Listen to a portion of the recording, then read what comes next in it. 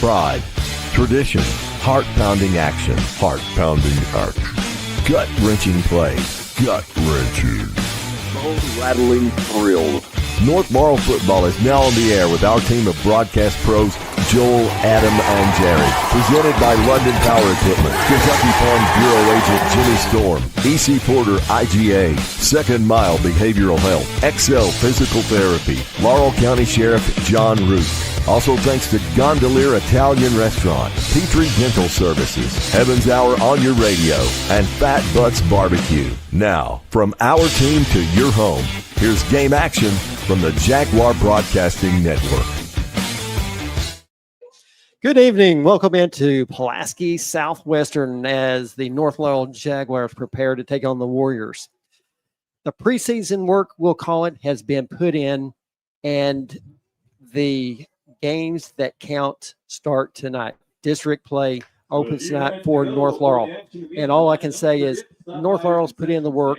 They've showed everyone that they're a team that no one expected to see. That's exactly right. And this is the team that we really weren't thinking they may not be in here. We didn't. That's exactly right. I mean, I tell you, this North Laurel Jaguar team has come on with force. They have beat some tremendous teams. Starting the season out, they go to Perry Central, blank them 21-0. Week 2, we lose to Corbin 28-14. We go back, we play Corbin now at our place. We beat Corbin. That's how much this team has improved. Then we go on the road to Madison Central, beat Madison Central 9-7. We beat Lawrence County 21-0. Lawrence County was ranked, 5th or 6th in 7A or something like that. Yeah, that's right. Something like that. We go to Whitley County, hang another goose egg, 42-0.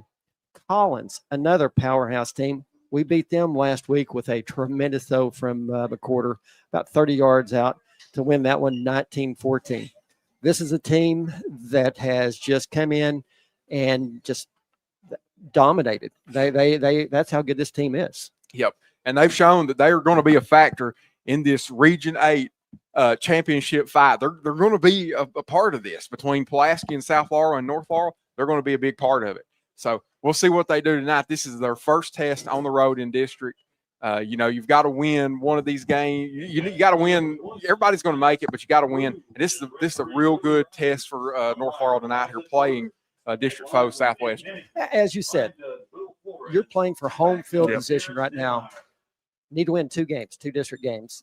We think that will get us home field position. That's what you want to do. As we said, North Laurel 5-1. Pulaski Southwestern, not the team that we've seen in the past. They're 1-5 on the season, and their lone victory comes against Mercer County, 53-30. They've lost to Barron County, Campbell County, Somerset, Belfry, and last week to Pikeville. Southwestern and North Laurel has played 17 times dating back to 2001. Southwestern has won the last 7 meetings. Last North Laurel win, got to go back to 2019, 21-13 win. Southwestern has outscored North Laurel 204-67 going back to 2001. That's just that shows you how good this team has been. But as we said, not the same team that we've seen in the past years. No, it's not. This is a team that North Laurel, they came here in a playoff game last year, a chance to advance on to the 3rd round of the playoffs and lost to the Southwestern team last year. So, they're ranked toward the bottom of 5A. They've lost a whole lot of games. They do not have a good RPI. They have struggled mightily this year. But all that doesn't matter because, you get here, and it's time to play. It don't matter who it is, where it is, what the deal is, what the record is. It's who you play when you play them. And Southwestern is going to come out here and give them a fight. And North Laurel has got to fight back. Absolutely. North Laurel ranked number 2 in the RPI. Yeah. They jumped from, I think, 6th last week to number 2 this week behind Madisonville, North Hopkins. There you go. Yep. This North Laurel team is just so good. On the defensive side of the ball, extremely impressive. Yeah, they really are. And it comes to, a lot of it is that defensive line. Reese Sutton, the leader of the defense, makes a ton of big plays. You can't block Reese Sutton. That opens up a lot of opportunities for his extremely talented edge mates, Kingston Reams and Gage Baker as well. The defensive line's incredible. Your linebackers play extremely fast. Bryson Nance and Brody Pruitt. You're not going to have Bryson Nance tonight. I'm sure you're going to get into that, but you don't have Nance at the linebacker spot. Then their secondary play is really good too. Something North Laurel has done, instead of running their wide receivers at corner like they've done in the past, they run two actual cornerbacks to try to keep those corners fresh. They run Zarate and Peyton Roberts at corner instead of running, say, one of the wide receivers there. So they're trying to keep the corners fresh. A lot of good things on defense. North Laurel's defense only allowing 8 points a game, averaging 8 points a game. They've hung 3 goose eggs, as we said, on 3 teams. That just shows you how good this team really is. North Laurel averaging 21 points a game. They average 209 yards a game on the ground, passing 109 yards, giving up only 90 passing and rushing yard. Speaks for itself. Yeah. And I think back to last year, Joel, me and you, we sat here and watched a lot of teams run over North Laurel. They had no ability to stop the run at all. That is not this team anymore. This team right here is a very good defensive team. They can stop the run if they want to. You really is the strength of this team. Their pass defense is the weaker part. So that's something they've improved a lot on. That's a credit to the coaching staff that you can bring a team along that far in a year. Jude McCorder, we can't say enough about the kid. Starting quarterback, he's 52 of 75 with 6 touchdowns, 1 interception, 651 yards on the season. Just tremendous. He is just leaps and bounds. It just took huge steps from last year getting thrown into the position he was there, in which we saw improvement every game, and we're seeing improvement still every game this year. Just a tremendous, tremendous athlete. He's leading North Laurel in rushing. He's got 91 carries for 546 yards. Right behind him is Cooper Robinson with 95 carries, 459 yards. And we're going to be out without the services of number 21, Bryson Nance, tonight. He has 29 carries for 195 yards. Also, we talked a little bit, North Laurel's without the services of Cam Anderson and R.J. Noble due to 3 big injuries, to the 3 starters last week. So we'll see how that plays throughout the night. Southwestern 1-5. They average 18 points a game, allowing 32. They average 193 yards a ball game, passing to 61. They are allowing 105 rushing and 71 passing. Quarterback number 16, Zach Benedict. He's 26 of 52 with 3 interceptions and 1 touchdown. He as well, the quarterback, leads the team in rushing, 65 carries for 348 yards. We're about ready to get this one underway. Jude McCorder, the man that does it all, is going to kick it off for North Laurel. Nice kick right up the middle. It's going to be taken about the 15, out to the 20, 25, 30, and there's where he's going to be taken down by North Laurel. Big hit right off the bat. There you go. And so we see early a solution to the kicking problem for North Laurel. You mentioned Cam Anderson going to be out for a little while with the collarbone. Well, not a little while. Should be back soon. But tonight they're going to have Jude McCorder kicking it off, and we'll see if they decide to go for 2 or kick the extra point here once they start scoring some points. We'll see what they choose to do if they're going to kick it. We could see maybe Tanner Houchins. Okay. So we'll see as the night plays out. Well, that'll be a fun little storyline to follow tonight. 1st and 10, Southwestern from their own 33-yard line. Benedict back in the gun. Hands it off, going straight up the middle. Number 22, Whitson. Nice carry right there. Pick up a 7 on the place. Brings up 2nd and 3. Gets it out to the 35-yard line. And that's the strength of this North Laurel defense that they're attacking. It's the middle portions. They're the middle defensive line, Reese Sutton, and the rotational D-tackle, and Brody Pruitt. That's the strength of this defense. Southwestern comes out right away attacking it and gains 7 yards early. They're going to have to really bear down and fight back. Southwestern sent in 3 receivers right and 1 to the left. Jordan Lewis behind Benedict. Benedict gets it going right up the middle. He's hit at the line, bounces off, breaks it outside of the 40, 45, and he's taken down right there. Pickup of about 9 on the play. That was an impressive run. He got hit hard and just bounced off of it and kept on going. And then before that hit, Braxton Fultz had a perfect timed run blitz in the backfield and just missed the tackle by a little bit. So big time run by him. That's something. North Laurel has been a good tackling team this year. We've not had to, call that out, say, oh man, they're not tackling well. they're a very good tackling team, not on that play. 1st and 10, Southwestern from the 45-yard line. Benedict staying in the gun. Looks to keep it, running right. Cuts it back up the middle, and he's going to be taken down right at the line of scrimmage. Going to bring up 2nd and 10 for the Warriors. And you had Braxton Fultz again, another great time blitz by Braxton Fultz, forced a whole lot of that action back inside, caused the short gain.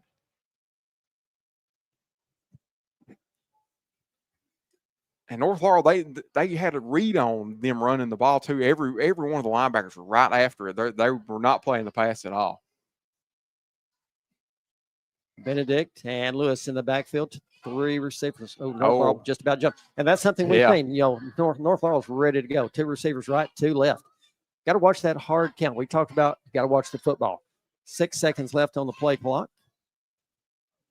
Benedict looks to throw, and it's caught. And he is hammered right there by North Laurel's number 30, Peyton Roberts. We're going to give him 1 on the play, brings up 3rd and 9. Roberts did a great job reading that one. Yeah, he did. And it developed so slow, too, that Peyton Roberts saw it right away. I mean, he was on top of that, ready to go. There was no confusion at all on North Laurel's part as to what Southwestern was going to run right there. All the play action there was slow off of it. The route was slow. There's just a whole lot of, it was almost indecision there. Southwestern is sending 3 receivers out to the right. Lewis to the right of Benedict. Staying back in the gun, calls for it. Rolling out to his right. Looking to throw, cuts it upfield. And he's going to be hit right there and taken down. They're going to give him the line of scrimmage.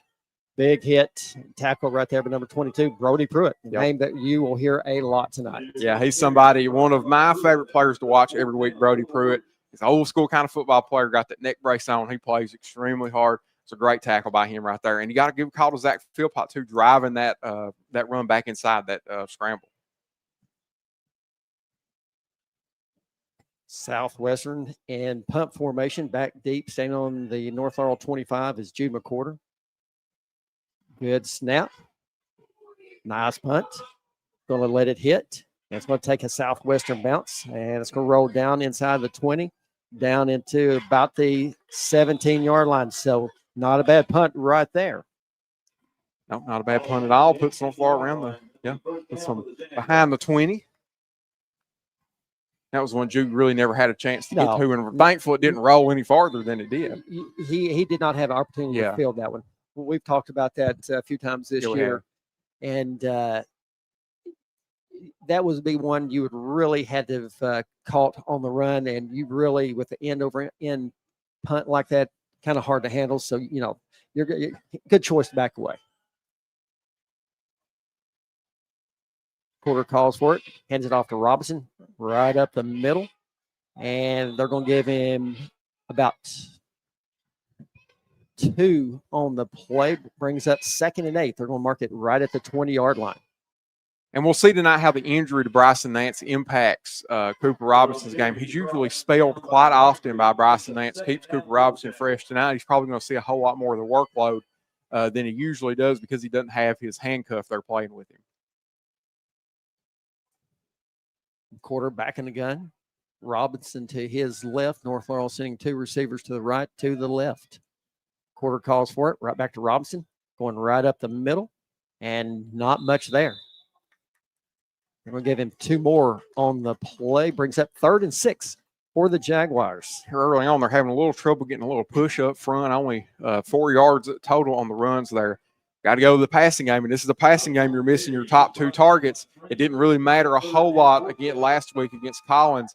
See what it looks like tonight. 3rd and 6 for the Jaguars. 7:12 left here in the first quarter.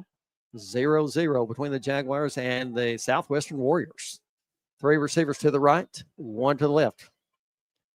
Quarter takes it, dropping back, looking to pass. And waiting on the signal, and he caught it. First down. Great catch right there by number 16, Colton Gilbert. First down, North Laurel, out to 31. Yeah, no throw. No R.J. Noble, no Cam Anderson, no problem for Jude McCorder. Yeah, put that one. I mean, you have to be perfect on your timing on that. You have to get that as soon as he comes out of that break. You threw it before he even broke. Great throw and catch. 1st and 10, North Laurel. Robinson to the left of McCorder. 2 receivers right, 2 left. McCorder back to Robinson, and just nothing. They're going to lose a couple. A lot of credit to that Southwestern defensive line, really getting in there, putting a hard push. Yeah, causing a whole lot of trouble for the middle of the North Laurel offensive line. So, your inside runs have been stifled so far. You got to start throwing that thing outside a little bit and get the running game opened up.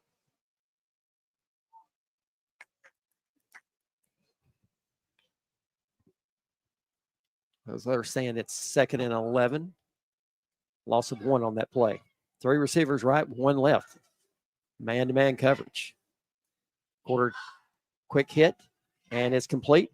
Out to the 30, 35, to the 40. Staying on his feet. 50, 40, 30, 20, 10, 5. Touchdown, North Laurel. How in the world did he break that? 2 tackles back here. They had him just dead back at the 40-yard line. Braxton Fultz goes the distance for the touchdown. What a run on a bubble screen. It's like when apparently the back end of Southwestern's defense thought that he was stopped too, because they quit running on the back end and Braxton Fultz made them pay.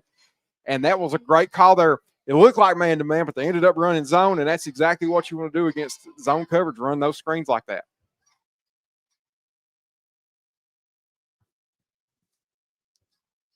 Okay. Set a little bit of new formation, snap it over, and 2-point conversion is good by Wesley. That's a formation we've not seen all year. You had the center, you had McCorder back. The whole entire offensive line was over here to the left with Fultz behind him. Just a quick pitch out to Fultz right up the middle. I ain't never seen that in my life, to be honest with you. I have not seen North run that one. So we're seeing something new tonight. That's something new. That's something, I've not seen anybody run ever. I'm going to have to go back and watch that. I'm going to have to turn this stream on here a little bit later on North Laurel Nation and watch. See exactly what they did there. That's very, very creative. You got the snap going. Yeah, that's extremely creative.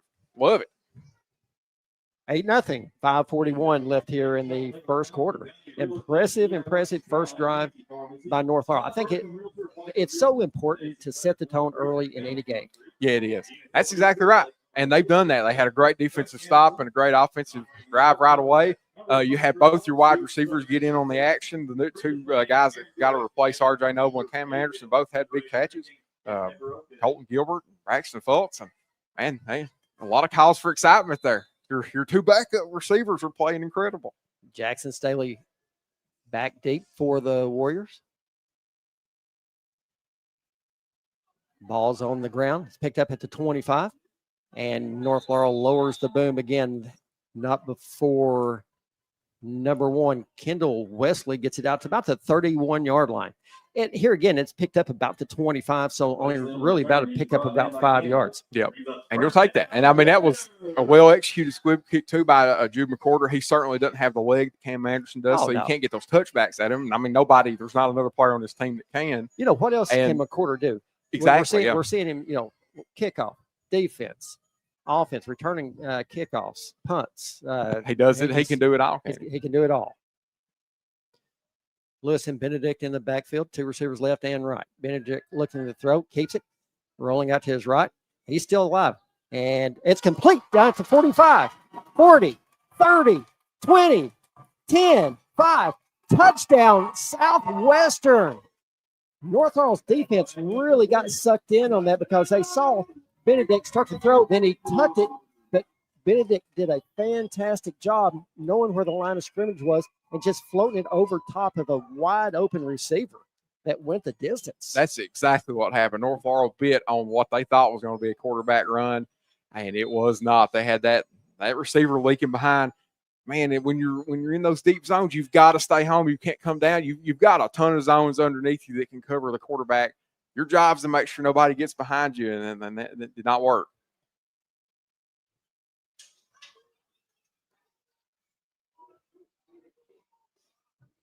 Southwestern showing Extra point kick is up, and it is no good. Huh.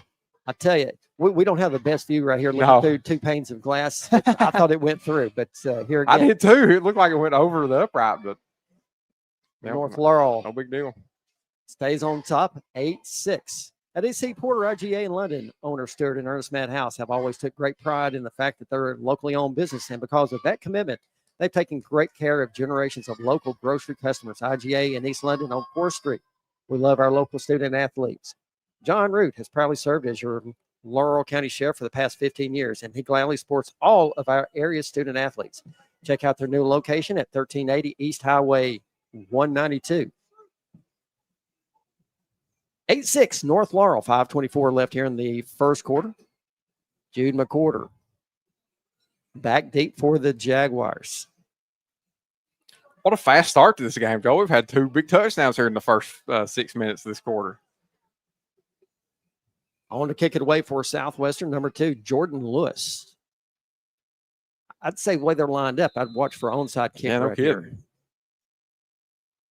No, just kind of a line drive kick. It's going to hit at the 20, and it's going to take a right turn out of bounds. All right, let's see another good sustaining drive that North Laurel can put together. We can see North Laurel really at times really take chunks of that clock off. Yeah, they can. This is something this team has been good at all year. We saw against Madison. That's what we keep going back to is the Madison Central game where they had, 2 big 10-minute drives to close that game out. This will be a great time for another one of those.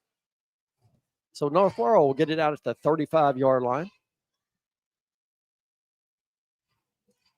to start their second drive of the night. 1st and 10, 5:24 left here in the first. North Laurel sending 2 receivers right and left. Robinson to the left of McCorder. Robinson gets it right up the gut, lowers his head. Want to give him 2 on the plays. 2nd and 8 for the Jaguars.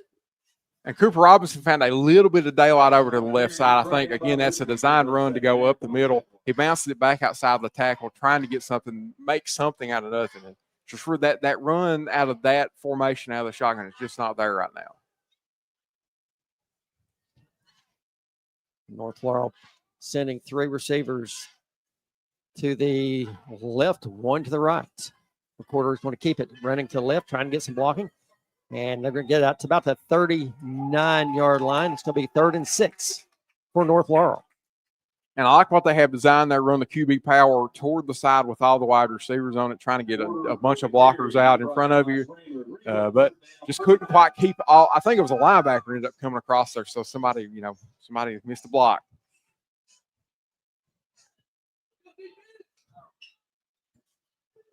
Three receivers right, 1 to the left. Quarter with it, dropping back, looking to pass. And he's been flushed out of the pocket, and he's going to be taken down right at the line of scrimmage at the 39.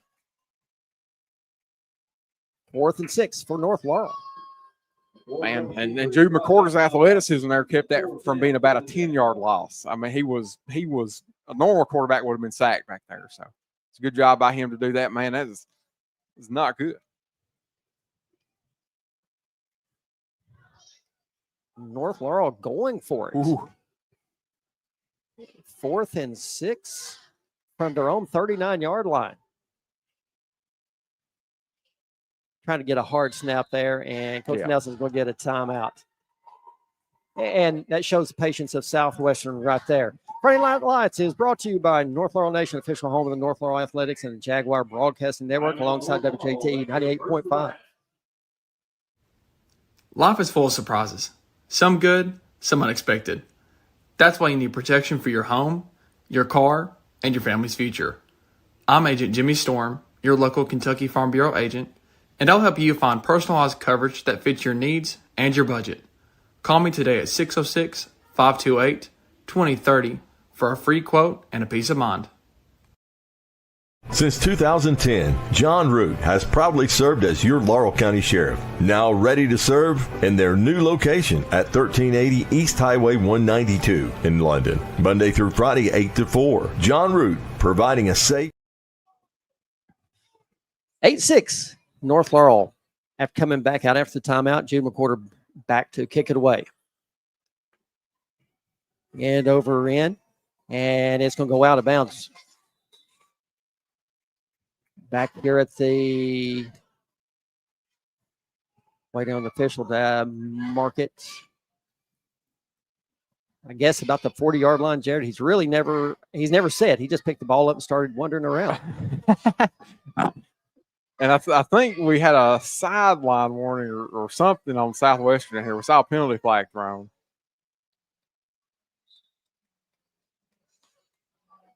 So that'd just be a sideline warning. Yeah.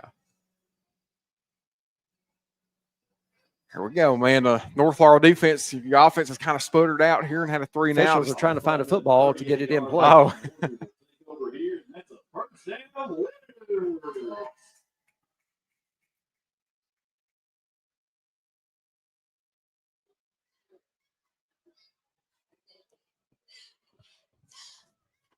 I'll tell you what, they are back in the same starting position they did for that last touchdown pass. Lewis right up the gut and just nothing there. North Laurel's defensive line comes up big on that one. Yeah, and that was Gage Baker coming off the edge there. He was absolutely flying in there to stop that run. A big play by him. He's somebody that's come on extremely strong here the first half of the season in non-district play. Gage Baker has played incredible. He's been a revelation for this team. A hole they needed filled over there on the edge. 2nd 10 for the Warriors. 2:55 left here in the first quarter. 8-6 North Laurel. Benedict and Lewis in the backfield. One receiver left and right. Benedict keeps it going right up the middle. Down to the 45, to the 50, down to the 48, 49-yard line. First down, Southwestern. Benedict is their leading rusher as well.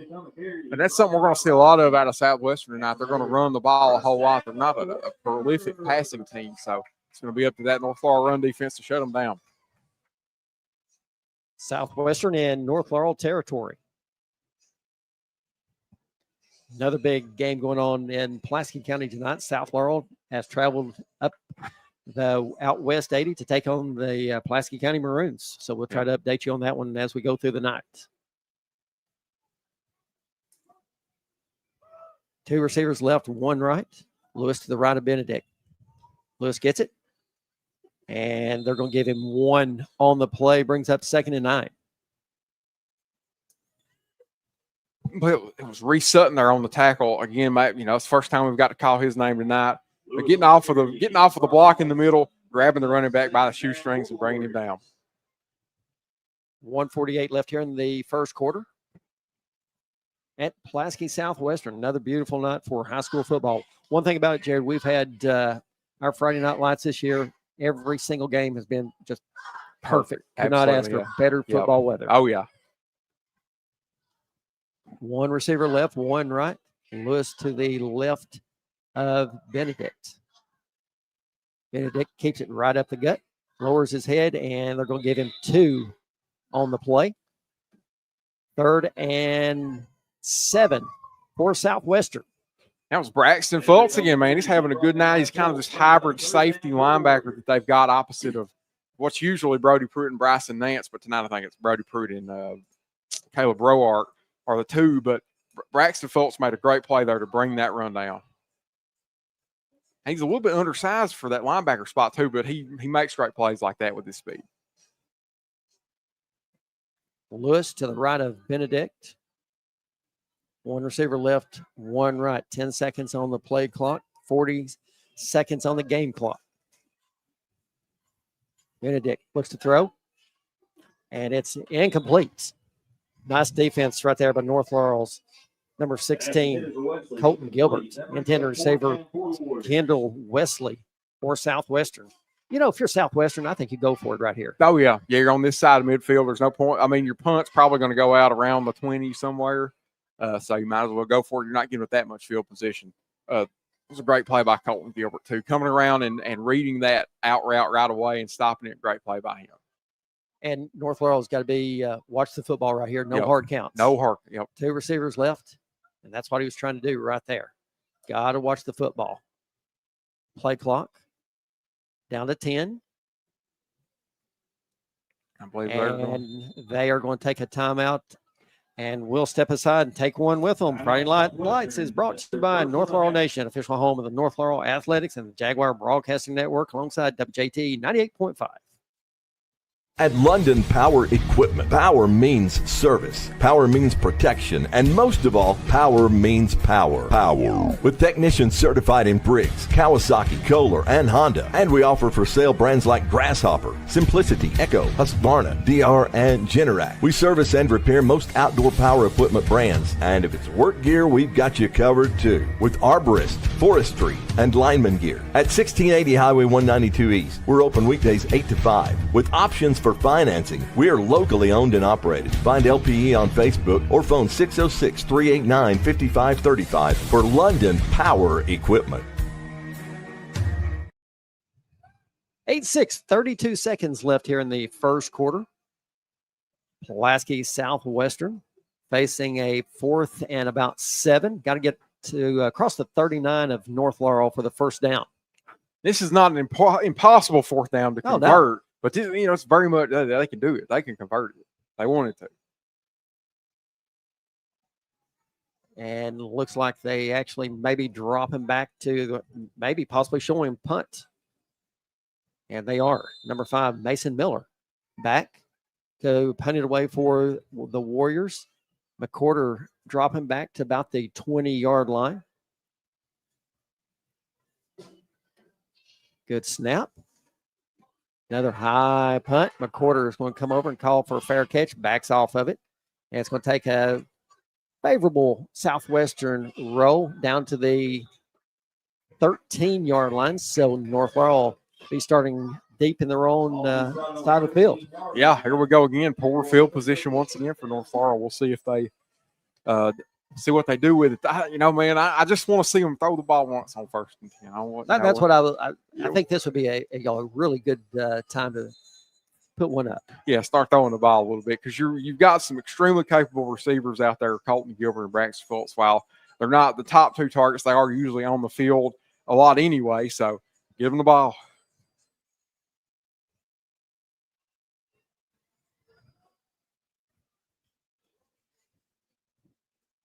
Brody Pruitt,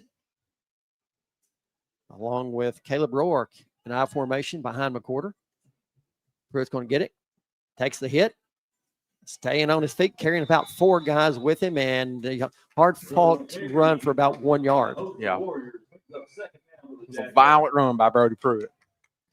And only 5 seconds left here in the first quarter, and that is going to do it for the first quarter play. North Laurel with a 8-6 lead. You're listening to North Laurel football on the Jaguar Broadcasting Network. At Second Mile Behavioral Health, we're here for you in every way possible. We're trained professionals in the mental health field, and we care. We believe in targeted case management and community support. We assess cases like mental health, substance abuse, parenting, anger management, and domestic violence. We take your needs seriously. You can find us on social media or go to secondmilebehavioral.com. Our phone number, 606-657-5504. Matthew chapter 5, verse 41 says, "And whoever compels you to go 1 mile, go with him 2. That's us, Second Mile Behavioral Health. 8-6 as we get set to start the second quarter of play. Officials, players changing the end of the field. Next week, it doesn't get any easier as we'll be back at home for the remainder of the season, which we've been on the road quite a bit the first part, but we finished out with a 3-game homestand. So 5 of the last 6 weeks we've been on the road, I think. That's correct. Yeah. We've got Pulaski, South Laurel, and Wayne County at home for the next 3 weeks. Those district games, they loom large. That is going to determine so big. Yep, who is going to have home field advantage in the playoffs. If you're one of the top 2 seeds in your district, you're guaranteed to have a first-round home game. You don't want to have to travel that extra week if you don't have to, and you get to play one of the bottom seeds in Region 7 in 5A. 2nd and 9 for the Jaguars. Ball spotted on the 14-yard line, a quarterback under center, I formation. Robinson gets it right up the middle, lowering his head, gets out to the 18-yard line. Pick up about 4 on the play. Brings up 3rd and 5 for North Laurel. North Laurel's really been facing a whole lot of third down situations. Third down and longer than 4 is a hard spot for this team. They've had, 3rd and 5, 3rd and 7s. Those are all very difficult to convert. And the run game, man, they're just not getting a ton of push up front. The run game is really not there right now. And to solve that problem, you've got to get that passing game going. That's right. The quarter, Robinson in the backfield, 2 receivers both ways. The quarter dropping back, looking to pass, looking deep, and overthrowing his intended receiver, number 7, Jordan Gamble, by about 2 yards. And Jordan Gamble had a couple steps on the defender, but Jordan Gamble is not somebody that does, we don't see him getting a whole lot of targets. So him and Jude, their timing is probably not as perfect as it is with RJ Noble and Cam Anderson and Colt Gilbert, some of these other guys. North Laurel will be going in punt formation. Seems like they're just out of rhythm just a little bit right now. That's true.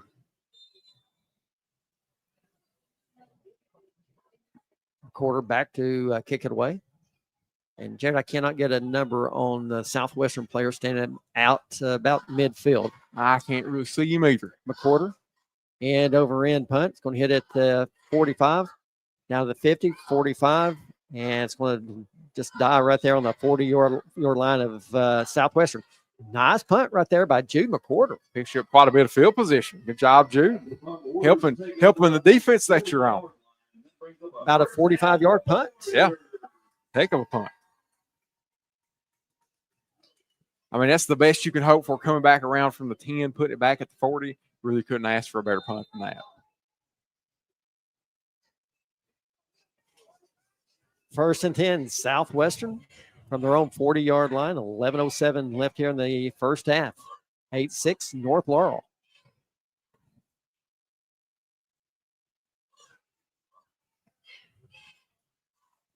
Benedict going under center, I formation, 2 receivers to the left. Get it to Lewis, lowering his head. He's going to get about 2 yards on the play. They back it up. 2nd and 8 for the Warriors. That was Braxton Fultz again in on the tackle, man. He took a big time leak right there, laid one back on the runner himself. He's had a lot of runs run at him tonight, and he stopped most of them. He's made a ton of good tackles so far tonight.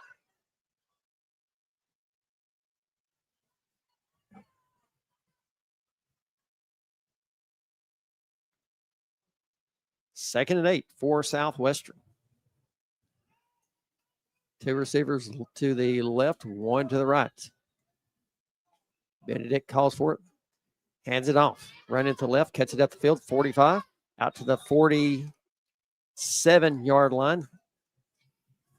Going to bring up 3rd and 3 for Southwestern. And you had Gage Baker trailing behind there, almost made the tackle behind the line, couldn't quite get his hands on the runner. Etchman on the carry for Southwestern.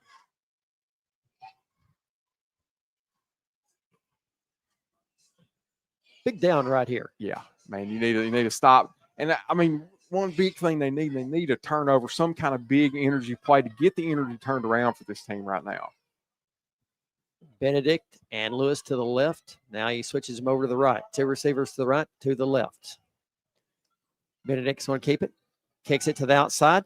And he is going to be thrown down for about a 3-yard loss. Big defensive stand right there by North Laurel. Man, what a play by Kingston Reams off Absolutely. the edge there. You're playing a much faster player than you've got to get on, bear down on him very quickly. Kingston Reams did that and didn't let him break the tackle either. That's this good tackling North Laurel team that we've seen so far.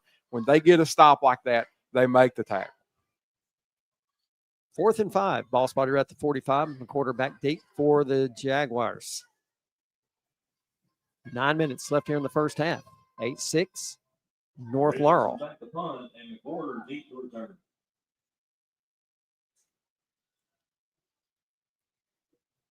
Another good snap. High punt. McQuarter is just going to back away and let it take another bounce and another huge kick on down the field. That ball just kept on going. It's going to be put down about the 17 of North Laurel. North Laurel starting deep in their own territory, 3 straight possessions. Yeah, another time they're starting inside their 20, and their North Laurel offense, they got to get this passing game going. That's a huge part of this game. The running game, we've had probably 6, 7, 8 attempts so far, nothing over about 5 yards. The passing game's got to get going. Southwestern only allowing 105 rushing yards a game, and they're doing a pretty good job on North Laurel right now. 3 receivers left, 1 to the right. The quarter calls for it. It's nearly picked off right there. I tell you what, Southwestern did a really, really good job reading that pass. Yeah, they were all over that screen to Braxton Fultz that time. This time, instead of, a lot of times you run that screen from your slot receiver and he runs a little bubble. That time, their outside receiver, Braxton Fultz, is going to come back and run a little smoke screen. And Southwestern read it all the way, that outside boundary corner. The big thing is the block didn't get over there in time to stop the boundary corner from getting down on top of Braxton Fultz. North Laurel sending 2 receivers to the far side, 2 to the near. Robinson to the right of McCorder. McCorder takes the snap, hands it off to Robinson, and he is going to be thrown for a loss right there. I tell you, a lot of credit to this Southwestern defense. Looking really good. Yeah, they are playing with a ton of energy, and Norfolk, they're just, the offensive line is just struggling right now. They're not able to get a whole lot of push, and the run game really looked fine in pass protection, but the run game, they're struggling. And that time they tried to bounce one outside, and it really wasn't there either. And we've got a lot more size on that line than Southwestern, but also you got 4 linebackers. You got 3 up front, 4 linebackers. So that really, I think, makes a difference. McCorder looking to throw, and it's complete. Out to the 30-yard line. Another nice catch right there by Braxton Fultz. And that time you've got a simple little high-low read for Jude McCorder. He reads the top. You got one big post route over top and then a little bitty corner underneath it. The corner takes that post all the way down the field. The flat zone's not backing up far enough to get the corner. Perfect read and perfect throw by Jude McCorder to Braxton Fultz. That's the passing game that we've been wanting to see right there. And that could have been pass interference because Fultz took a hit about 7 yards down the field. Yeah, that's pass interference. Yes. Yep. Should have been called. McCorder, Robinson in the backfield. McCorder's going to keep it. Going right up the middle. Going to get 3 on the play. Brings up 2nd and 7. All right, that's your little wrinkle. They're trying to throw in the run game there. Have the read option off of the inside zone that time.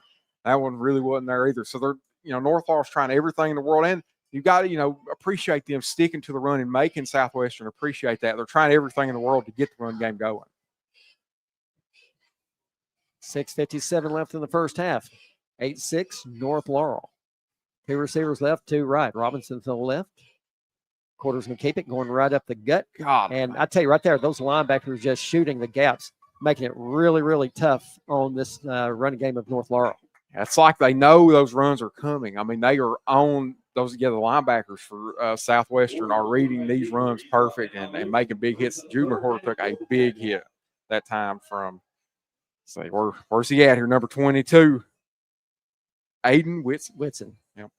3rd and 6 for North Laurel. Has to get across the 39 for the first down. 3 receivers right, 1 to the left. Robinson to the right of McCorder. McCorder calls for it, drops back, looking to pass.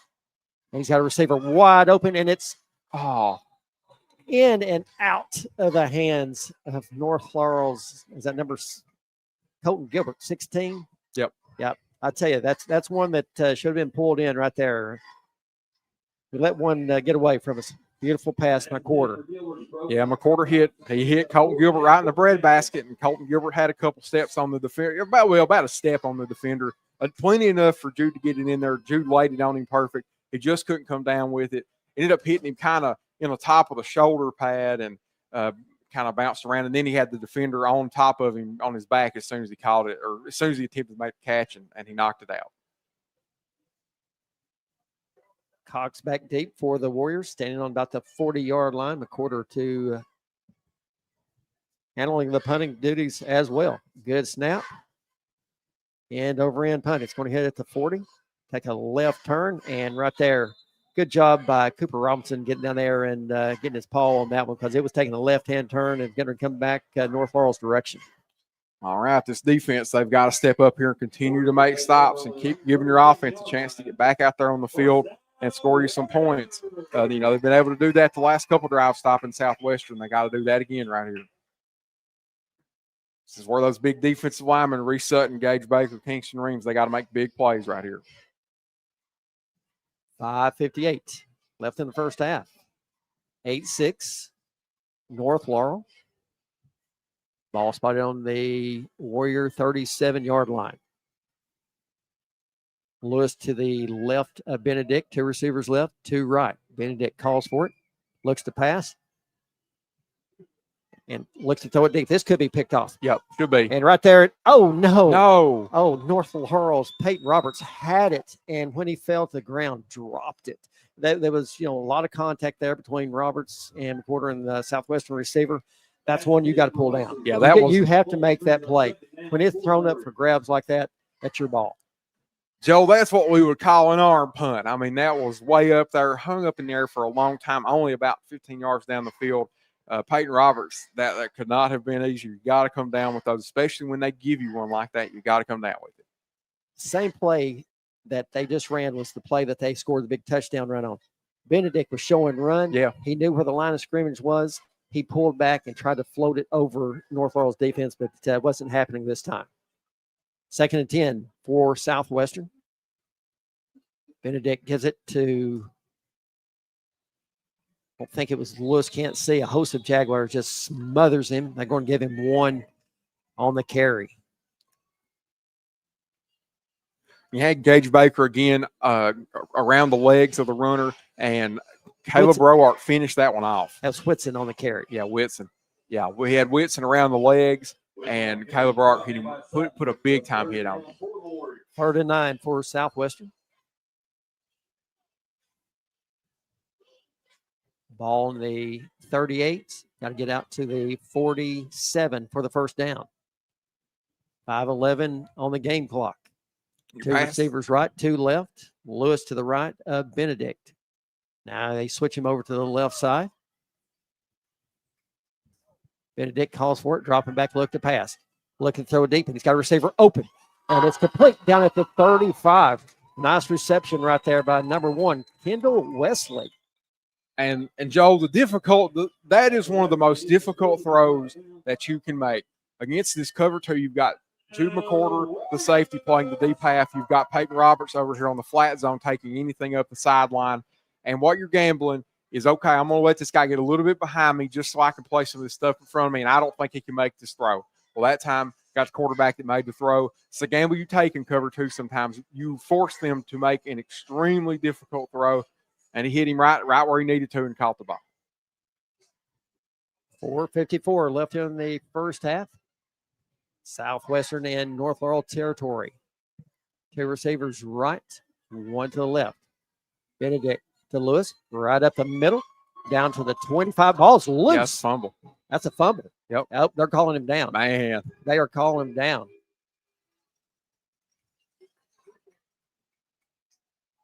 No signal yet. He was on top of some North Laurel players. His knee was not on the ground. Officials still some discussion going. North Laurel's offense is walking out on the field right now. Don't think this is going to go North Laurel way. Yeah, I don't either. Yep, calling it down. Yep. They can see it better than we can down there, but it felt like a fumble, but may not have been. Coach Nelson out there trying to get an explanation from the official. He's chewing him out. Livid. I think they wanted to get back on the sideline. Coach Nelson's wanted an explanation on that. And I don't blame him. It did look like a fumble. Tough break right there for North Laurel. That's all we can say. Yeah, but you got to settle down, get back in your rhythm That's here, right. get back to playing defense. Can't worry about that. 2nd and short for Southwestern. 22 seconds left on the play clock. 3 receivers right. Benedict And it's complete down at the 15. Nice move down the 10. Knocked out of bounds. All the way down at the 8-yard line. Tell you what, that number 1, Kendall Wesley, he's an elusive runner. Yeah. And man, you just you give so much space on the outside like that, give him 7 yards. But you just got burned on a play behind you that went a long way. So that's the reaction to that. There you go. But you got to make the tackle when you've got him 7 yards in front of you. What's happening right now? Southwestern is really, really picking on Peyton Roberts. They sure are. 4 straight against him, and I tell you, he's really struggling. He just came out. Lewis right up the middle, and he's going to be taken down at about the 6-7 yard line.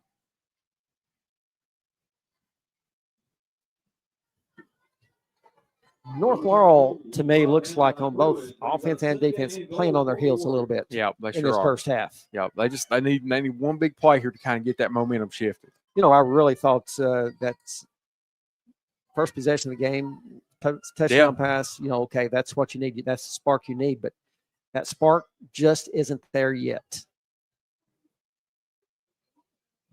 Ball spotted down on the 7-yard line, 2nd and goal. North Laurel jump off sides, give them half the distance. And how many times we talked about this defensive line jumping off sides? Yeah, we talk about it every game, about 5 times a game. They are an extremely aggressive front. They are always trying to anticipate the snap count. It's, a lot of times that works for you and you get sacks off of it, but there's other times like this where you end up giving those yards back.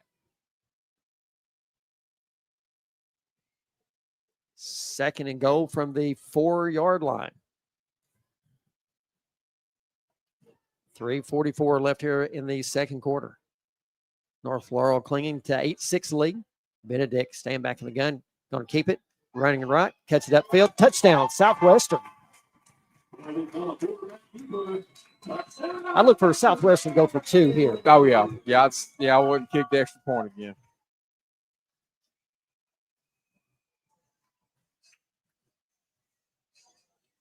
Good drive put together by Southwestern right there. Excellent, excellent drive.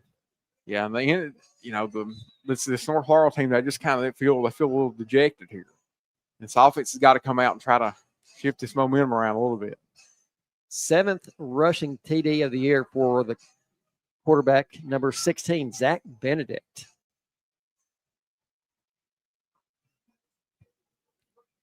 They are going for 2. Benedict back in the gun. Hands it off. Going left. And scooting into the end zone. It's number 4, Etchman. The 2-point conversion is good. 14-8. Pulaski Southwestern, 3:40 left here in the first half. And that time you had Cooper Robinson in pursuit, but your cornerback, Colt Gilbert, he's one of the ones that's got to make a play on that. There was a lot of good blocking on by the wide receivers on the outside, kept him from being able to get any kind of block shed. You had a couple people getting free, just not enough to make the tackle there. And, man, another 2-point conversion for Southwestern. Atlanta Power Equipment. Power means power, and getting to know Brad and Jessica Baker and their friendly staff equals savings for you. Now supplying Ferris products along with our other awesome lines. We're your power source. LPE proudly supports our local athletes. Second Mile Behavioral Health welcomes you to this broadcast of North Laurel football. The great staff here takes care of assessing your needs through positive, uplifting consultation, and they are proud to back the blue and green of North Laurel. Also, Tanya and her staff at Excel Physical Therapy stand ready to meet all your physical therapy needs, and they love to support the green and blue of North Laurel. See Tanya today across from North Main CVS. 14-8, 3:40 left here in the first half. Southwestern jumps out to the lead.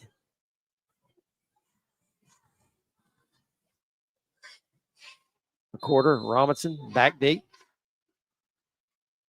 Line drive kick. Quarter's going to field it at the 12. Out to the 20, 25, 30, and that's where he's going to be taken down. A 15-yard return for Jude McWhorter. There you go. That's positive field position for you. This is, since the opening drive of the game, this is the best field position they've had. So plenty of time to put some more points on the board. Oh, yeah.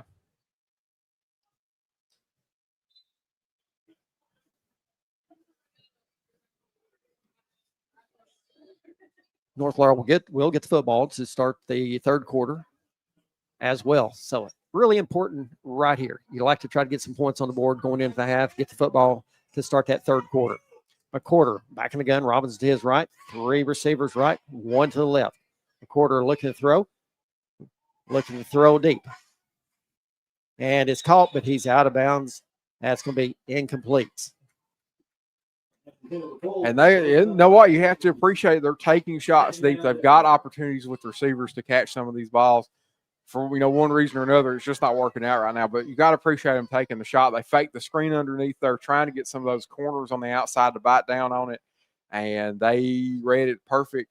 Colton Gilbert really didn't have a ton, or Braxton Fultz didn't have a ton of space to get that catch in there. 2 receivers left, 2 right. McQuarter staying back in the gun.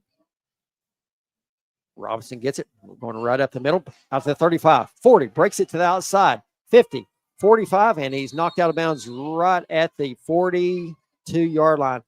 Biggest run of the night for North Laurel. Cooper Robinson comes up big. There you go. It's breaking loose a little bit for that inside running game. That time you've got one that's just going off in between left tackle and left guard. Cooper Robinson hits the hole perfectly. He's got a lot of space to run and takes advantage of it. North Laurel in Southwestern territory. Same look. 2 receivers right, 2 left. Quarter calls for it. Right back to Robinson. No, fakes it. McQuarter across the 40, lowers his head, gets out to the 37-yard line. 2nd and 5 for North Laurel. Here you go. This is the North Laurel team that we're kind of accustomed to seeing getting these big chunk gains like this. There you go. A couple good runs for North Laurel. 2:50 and counting here in the first half. 30 seconds on the play clock. A quarter to Robinson. Right up the middle, and he's going to be about a yard shy of the first down. Brings up 3rd and 1. This is your interior defensive line showing up playing, or interior of your offensive line showing up playing extremely well here this drive. And they're going to say, mark it back 1 more, so they're going to say it's 3rd and 2.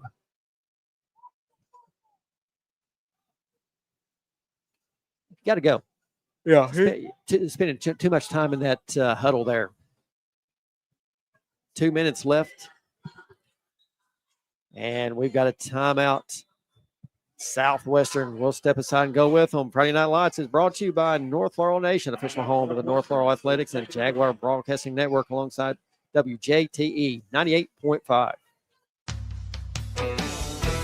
At E.C. Porter IGA in London, owners Stuart and Ernest Matt House have always took great pride in the fact that they're a locally owned business. And because of that commitment, they've taken great care of generations of local grocery customers. E.C. Porter IGA in East London on 4th Street, where we love our local student athletes and their families.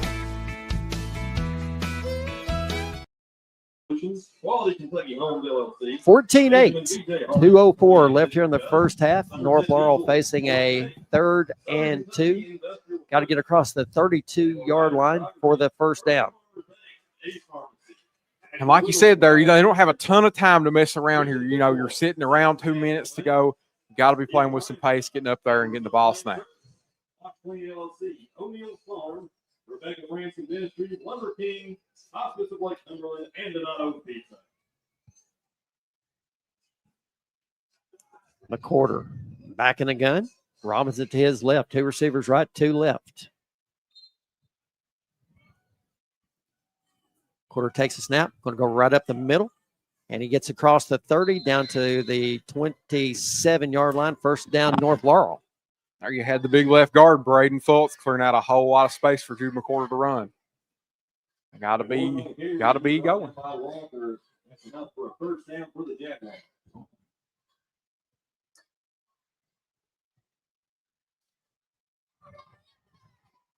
First and 10, North Laurel. 1:45 and counting. Robinson with it, and he's going to be taken down right at the line of scrimmage. Yeah, man, we've seen a lot of runs in a row. It seems like Southwestern, they were probably anticipating passes here early on in this drive and had those run lanes open. But now as you're getting closer down to the goal line, they're expecting that run again. So you gotta start throwing it. And the clock is running down too. 1:17 left here in the first half. 2 receivers left, 2 right. McCorder takes the handoff, looking to throw, rolling out to his right. And wisely throws it away and stops the clock. Yeah, good decision there by One thing I just saw right there, you got the 3 receivers. When everything broke down, they just kind of went into blocking formation. They didn't continue to try to get open. Yeah, because that's a big part of offense, right? Is when the play breaks down, you've got to continue to run those routes and try to shake a cornerback. And they really did. They stopped running the route. Yeah. 3rd and 10 for North Laurel. 2 receivers left, 2 rights.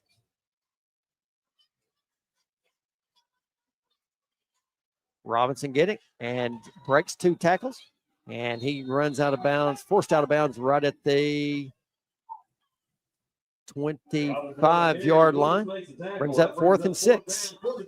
And you like that call if you've got a field goal kicker. If you got somebody that can drill it, you run it, feel okay about going in with 3 points here. But you don't have a field goal kicker, they probably need to throw it here. But they still 4th and 5. They got a good chance to convert it here. North Laurel staying with that same look. 2 receivers left, 2 rights. Quarter calls for it, dropping back, looking to pass. And it's open across the middle, and it's going to be called. And I believe that's going to be enough for a North Laurel first down. Yep, there's the signal. I wish they would have called a timeout there, because you don't have to use that where you have to reset the sticks. The clock is stopped momentarily. You can get a play called in real quick and not run that much time off the clock. But still, they're sitting down a minute. But that was a good throw by Jude McCorder. Braxton Fultz did a great job finding the little hole in the zone, and Jude McCorder put it right on him in a tight window too. You had 2 zones bearing down on top of Braxton Fultz. So good pitch and catch there on a very crucial 4th and 5, 4th and 6. If they don't convert, they walk into the locker room down a touchdown for sure. Finally, the signal. I mean, the yardage marker was past where the first down marker was, and the officials did not wave the chain gang on. And the officials finally just now, we got a timeout on the field with North Laurel. But as you said, a lot of confusion out there about this officiating crew. Yeah, I know. They're having a hard time tonight. We're seeing a couple extended discussions. 1 timeout left for both teams with 56 seconds left here in the first half. Coming up at halftime, we'll take a look back at this week in North Laurel sports and take a look what's happening over at the middle school football. Oh, yeah. North Laurel Middle School football is getting ready for their own playoffs. Yeah, they are. Ladies and gentlemen, tickets are being sold. And you can still run the ball right here, too, if you're North Laurel. You've only got, there's only 56 seconds left, but you can still run. But you'll have to hurry every time you run. You got to get it back up to the line of scrimmage to get another play fired off. Ball on the 18.5-yard line. 2 receivers left, right, and 2 right. Robinson to the left of McCorder. Man in motion to the right. McCorder dropping back, looking to pass, looking to throw it in the corner of the end zone. And the receiver was actually pushed out of bounds all the way down through there. It was Roberts, and there's no flag on that. Yeah, I can't believe that. He was, Colton Gilbert came away from that saying, "Oh my gosh, referee, throw the flag." He, doing the motion where they show that they want the referee to throw the flag, and they should have, because he did get pushed right there in the right shoulder, kept him from being able to make a play on that ball, and it was definitely catchable. 2nd and 10 for North Laurel, 51.3 seconds. North Laurel stands that same look. 2 receivers both ways. McCorder looking to throw, rolling out to his right.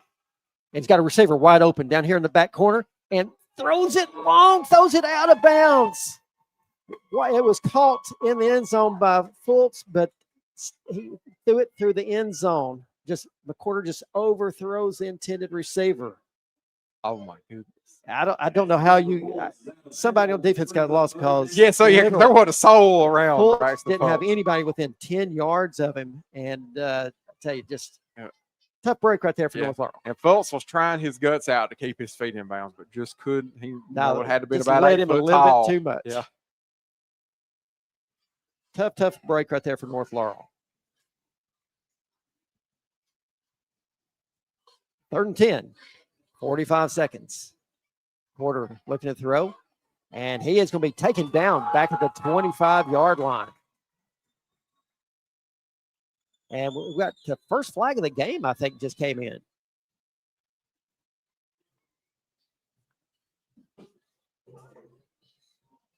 Waiting the call on that one. Brought down by Lewis. Flag on the play. Personal foul. Oh Southwestern. my gosh. That's a big play right Yeah, there. roughing the passer, I think, or some kind of penalty. They made the roughing the passer call. Man. Gosh, that is a gigantic play. I mean, takes North Laurel from what was going to be a 4th and 13 where they really have no choice but to attempt a field goal.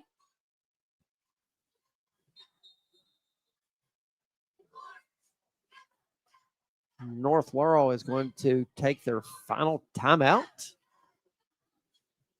I wonder why.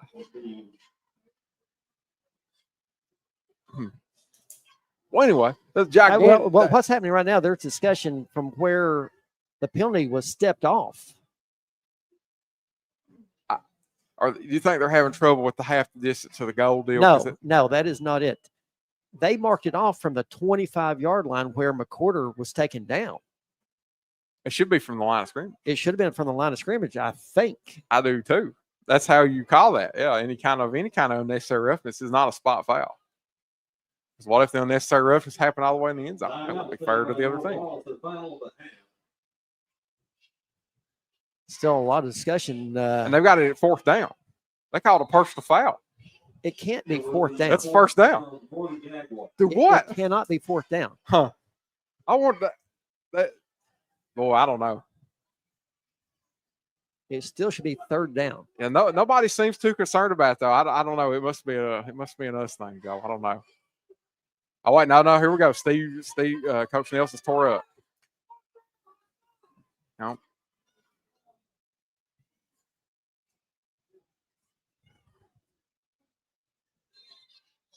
Don't know. I don't either. 3 receivers left. 1 to the right. McCorder looking to throw. Scrambles out. Throws across the middle. Touchdown, North Laurel. Joe Campbell on the reception. And we've got flags. Surely not.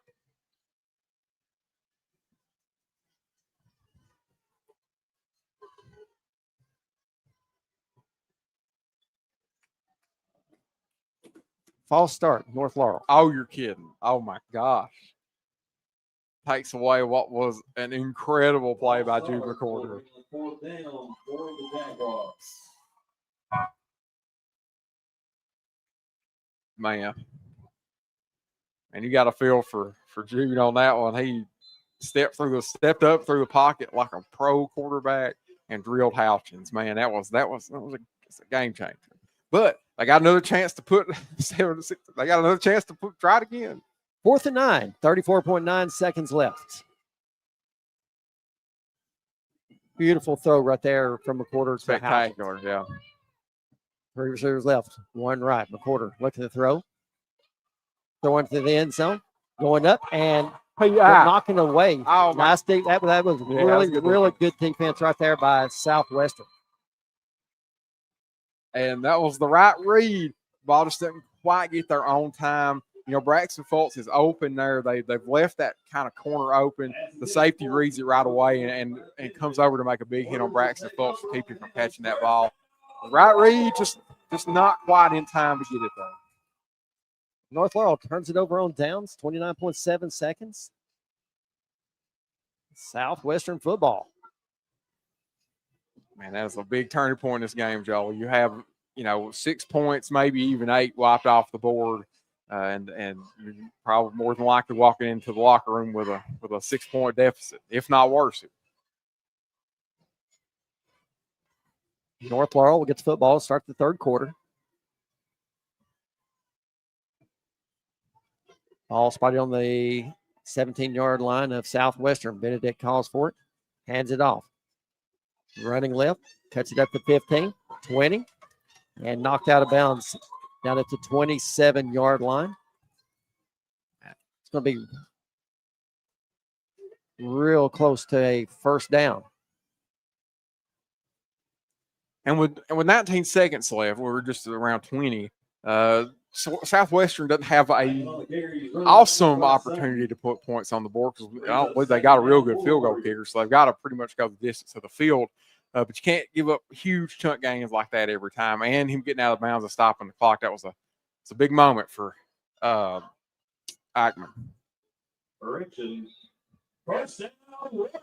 They did not signal first down. They did not signal first down. Yeah, boys. Benedict looking to throw. Now he's going to run. Nice. Oh, nice run. I tell you, he gets out to about the 34-yard line. Very elusive runner. That's why he's the leading rusher for the Warriors. Yep, absolutely. Southwestern's going to take a quick timeout with 7.8 seconds left. But that run did run a whole lot of time off the clock because he had to move and shake and make a whole lot of moves to gain all those yards. Run about 12 seconds off. I'll tell you, just that last possession, North Laurel just soul crushing. It really is. You finally start get some momentum and having some momentum, moving the football on the ground and in the air. What they've got to do, they've got to come out this first possession, and they've got to do that. Yeah, and at halftime, and this coaching staff, they got to get their attention at halftime. So, guys, we're better than this. We should not be down 6 points to Southwestern. That's what they need to tell them.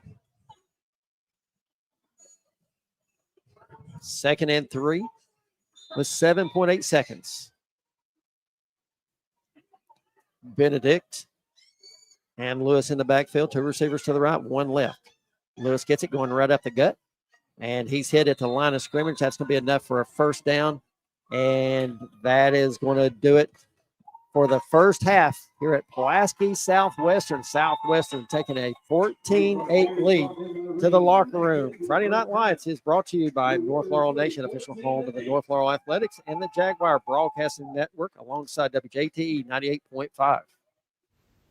Life is full of surprises. Some good, some unexpected. That's why you need protection for your home, your car, and your family's future.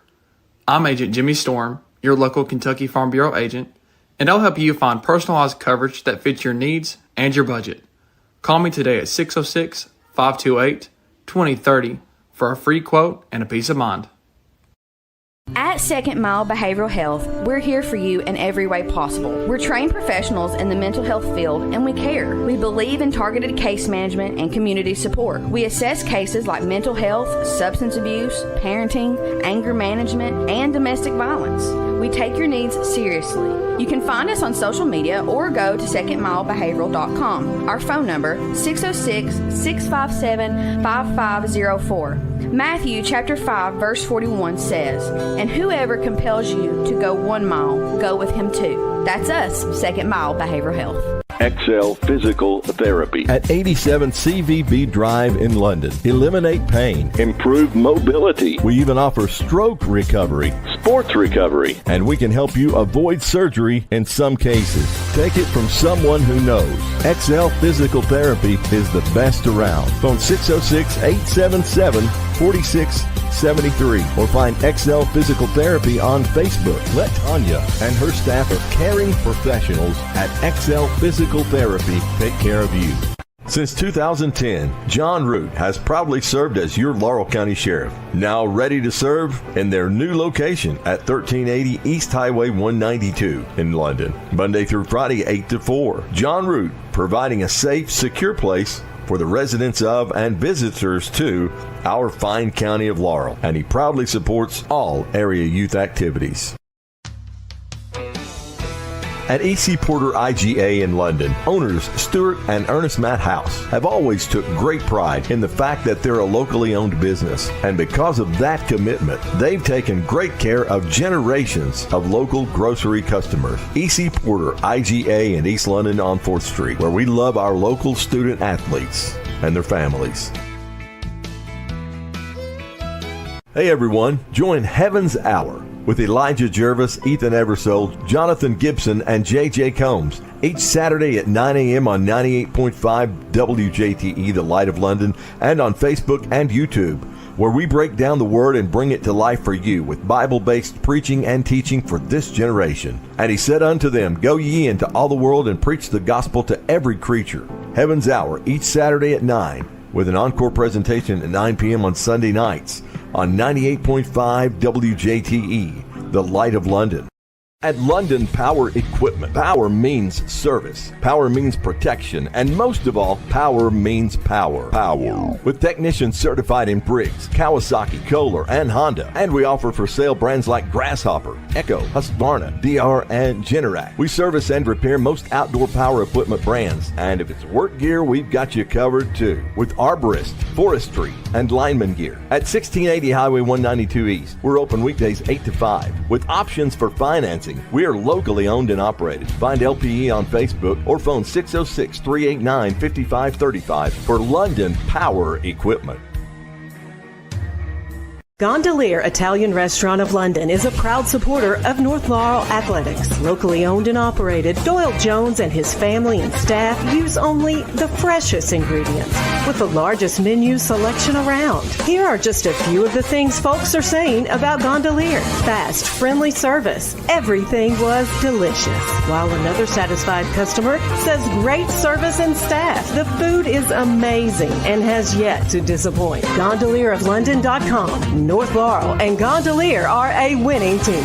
Who doesn't love a smile? At Dr. William Todd Petrie Dental, we care about you. While comparing costs for dental services, always read the fine print. At Petrie Dental, there are no hidden costs, and we are now accepting new patients. Plus, most major insurances are taken. Free exams, high-quality dentures. Don't wait. Petrie Dental, north of London on US 25, 606-843-6476. A proud supporter of North Laurel. Fat Butts Barbecue has a new location in London, just north of the Kentucky State Police Post. Find our amazing menu on Facebook and online at fatbuttsbbq.com. That's PHATBUTTZBBQ.com. Whether it's a hankin' for some loaded nachos or pulled pork or sliced beef, also don't forget our delicious blown-up burnt ends and our outstanding ranch-based potato salad. There are so many mouth-watering menu items you'll just have to taste and see for yourself. Fat Butts, lunch or dinner, US 25 north of London in the Pittsburgh Plaza. Phone 606-712-4026. Life is full of surprises. Some good, some unexpected. That's why you need protection for your home, your car, and your family's future. I'm Agent Jimmy Storm, your local Kentucky Farm Bureau agent, and I'll help you find personalized coverage that fits your needs and your budget. Call me today at 606-528-2030 for a free quote and a peace of mind. At Second Mile Behavioral Health, we're here for you in every way possible. We're trained professionals in the mental health field, and we care. We believe in targeted case management and community support. We assess cases like mental health, substance abuse, parenting, anger management, and domestic violence. We take your needs seriously. You can find us on social media or go to secondmilebehavioral.com. Our phone number, 606-657-5504. Matthew chapter 5 verse 41 says, "And whoever compels you to go 1 mile, go with him 2. That's us, Second Mile Behavioral Health. XL Physical Therapy at 87 CVB Drive in London. Eliminate pain, improve mobility. We even offer stroke recovery, sports recovery, and we can help you avoid surgery in some cases. Take it from someone who knows. XL Physical Therapy is the best around. Phone 606-877-4673 or find XL Physical Therapy on Facebook. Let Tanya and her staff of caring professionals at XL Physical Therapy take care of you. Since 2010, John Root has proudly served as your Laurel County Sheriff, now ready to serve in their new location at 1380 East Highway 192 in London, Monday through Friday, 8 to 4. John Root, providing a safe, secure place for the residents of and visitors to our fine county of Laurel, and he proudly supports all area youth activities. At E.C. Porter IGA in London, owners Stuart and Ernest Matt House have always took great pride in the fact that they're a locally owned business. And because of that commitment, they've taken great care of generations of local grocery customers. E.C. Porter IGA in East London on 4th Street, where we love our local student athletes and their families. Hey everyone, join Heaven's Hour with Elijah Jervis, Ethan Eversole, Jonathan Gibson, and J.J. Combs each Saturday at 9 a.m. on 98.5 WJTE, The Light of London, and on Facebook and YouTube, where we break down the Word and bring it to life for you with Bible-based preaching and teaching for this generation. And he said unto them, Go ye into all the world and preach the gospel to every creature. Heaven's Hour each Saturday at 9, with an encore presentation at 9 p.m. on Sunday nights on 98.5 WJTE, The Light of London. At London Power Equipment, power means service, power means protection, and most of all, power means power. Power. With technicians certified in Briggs, Kawasaki, Kohler, and Honda. And we offer for sale brands like Grasshopper, Echo, Husqvarna, DR, and Generac. We service and repair most outdoor power equipment brands. And if it's work gear, we've got you covered too. With arborist, forestry, and lineman gear. At 1680 Highway 192 East, we're open weekdays 8 to 5. With options for financing, we are locally owned and operated. Find LPE on Facebook or phone 606-389-5535 for London Power Equipment.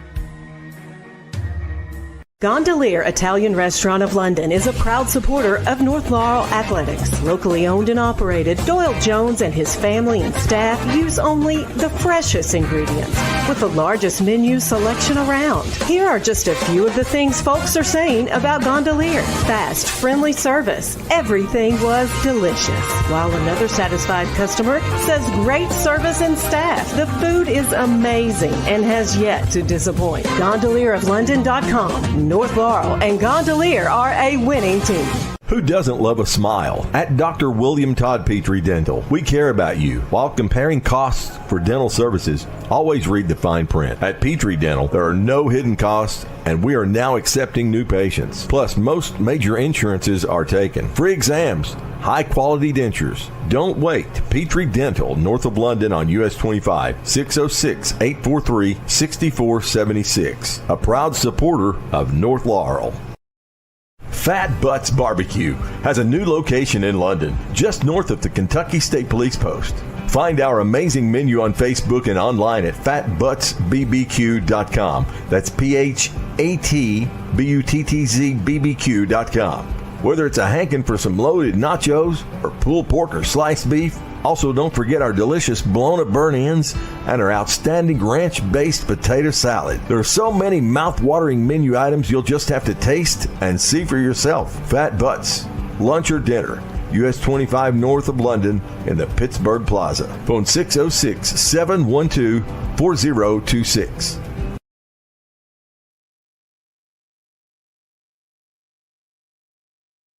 At London Power Equipment, power means service, power means protection, and most of all, power means power. Power. With technicians certified in Briggs, Kawasaki, Kohler, and Honda. And we offer for sale brands like Grasshopper, Echo, Husqvarna, DR, and Generac. We service and repair most outdoor power equipment brands. And if it's work gear, we've got you covered too. With arborist, forestry, and lineman gear. At 1680 Highway 192 East, we're open weekdays 8 to 5. With options for financing, we are locally owned and operated. Find LPE on Facebook or phone 606-389-5535 for London Power Equipment. Since 2010, John Root has proudly served as your Laurel County Sheriff, now ready to serve in their new location at 1380 East Highway 192 in London, Monday through Friday, 8 to 4. John Root, providing a safe, secure place for the residents of and visitors to our fine county of Laurel, and he proudly supports all area youth activities.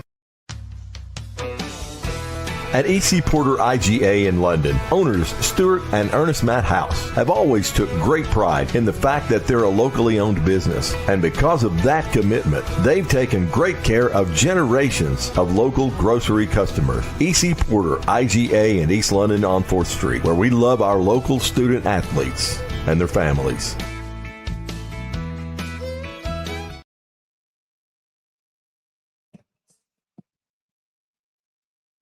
$14-8, Pulaski Southwestern on top of your North Laurel Jaguars as we are at the half. Jared, looking at the first drive of the game, North Laurel really looked like they'd come out and was going to try to make a big statement earlier in this game. McCorder to Fultz for a 70-yard touchdown pass. They complete, or they get the 2-point conversion, go up 8-0. Looking, pretty good, but seems like really since that point up until this last drive where we kind of just shoot ourselves in the foot and call it the way you want to call it, the call, and the officiating, a lot of, if it was false start, legal motion, the play should have been blown dead immediately. It should not have been allowed to continue. They let the play go. So there's a lot of discussion on where the ball should be marked on penalties. A whole lot just kind of indecision out here. But nonetheless, North Laurel's got to come out of this locker room. They've got to get regrouped. They got to get focused, and they got to take care of business in this second half. Yeah, this is a lot better team than being down 6 to a Southwestern team that's won a game this year. We know that. We've seen that this year. They're a lot better than that. And it makes you think, we talked about with Whitley County, you don't want to overlook this team. You can't. Right? Ever. You don't want to overlook who this is. Well, with Southwestern, it feels like maybe, that may have gone on here. Maybe they felt like, we're gonna win this game, no problem. They saw the record, they've seen their schedule, they've watched them on tape, said, well, we're gonna beat this team. Well, now you're sitting in the locker room, you're down 6 points. So up to this coaching staff to get the players' attention in the locker room, however they do that, and say, look, guys, y'all got to put some of your best 30 minutes of football out here so that we can come back and win a game that we're supposed to win. A big district game. This is huge for seeding right here. Really, you come into this expecting that, your top 3 teams in the district are South Laurel, Pulaski, and North Laurel, and they will be fighting each other for the top seeds. Well, North Laurel comes out here and loses to Southwestern. That puts us in a position where we may finish as the number 14 in the district. So, there's a lot at stake here tonight, and they gotta get together here. We know this team can be way more explosive, way more disciplined, way better in all aspects of the game than they have been early on this first 30 minutes of the game, Joel. We've seen Southwestern defensive line really, really come out big the entire ball game, making it really tough for North Laurel to get anything going on the ground up until that last drive. Cooper Robinson able to break it out and for a big gain there on that last possession. Passing game has looked pretty good. 2 unfortunate breaks there late in the second quarter. McCorder in the back of the end zone pass to Colton Gilbert just throws it a little bit deep and out of the back of the end zone. He made the catch, just couldn't stay in bounds. And then McCorder to Houchins on the what the officials say no TD, had a false start. So I think if they can just take this momentum and build on that coming out of the third quarter, they will be fine. This defensive line, they've got to get in the backfield. They got to get some pressure on Benedict. They do, yeah. I mean, and that's something we talked about last week too. Is the defensive line has got to put pressure on the quarterback. Otherwise, the rest of your defense kind of falls apart. That's where your defense has to start, is that defensive line. And we know how talented this defensive line can be. And they've just they've struggled a whole lot. They've struggled against the run game. They've really struggled quite a bit, their defense has. And another big thing out of this defense, you want to see a turnover. Your offense has struggled as well on their side of the ball. Let's go out there and get a turnover for these guys. Give them good field position. Give them some hope, because that's kind of where you're at here. You're like, oh, my gosh, I can't believe this. We're down 6 points. They need some hope somewhere along the lines here. It's been a struggle. And you talk about the run game, too, for North Laurel. They've just struggled with the run game. Not a lot of push up front, just a lot of struggling all around. we'll see what kind of fire that this coaching staff has lit while they were in the locker room. This is not the North Laurel team that we have seen the previous 6 games. Absolutely not. We've seen this team be dominant the last 6 weeks, and they've not done that tonight. But they got 30 minutes to correct the ship Absolutely. on that, and we know they got the talent to do that. Just about doing it, and they can do it. They absolutely can. Hats off to Southwestern. Yeah. Southwestern has really came out and playing some really, really good football, both on both sides of the ball. Defensive came up really, really big. Southwestern's putting 3 defensive linemen down, and they're going with, was it 4 or 5 linebackers? Yeah, a lot of across. linebackers, yeah. And I think, that's just really what's giving North Laurel's running game such fits. Yeah, that's a part of it. And you know how you counter that? You throw the ball, because those linebackers can't cover a whole bunch of wide receivers out there. That's a big part of the counter to that. And we saw them do that that last drive. They were able to throw the ball around, or the last couple of drives, they were able to throw the ball around a little bit. But they've got to continue to do that. And man, I see another 1st and 10 run, I'm gonna jump out of this booth. They need to be a little more unpredictable. Break out of your tendencies a little bit. You have to do that from time to time to keep these teams on their toes. You can't just go out and expect to dominate every single play. Sometimes you've got to throw these tendency breakers in there. That's something they've got to do. Been very impressed with Zach Benedict, quarterback for Southwestern.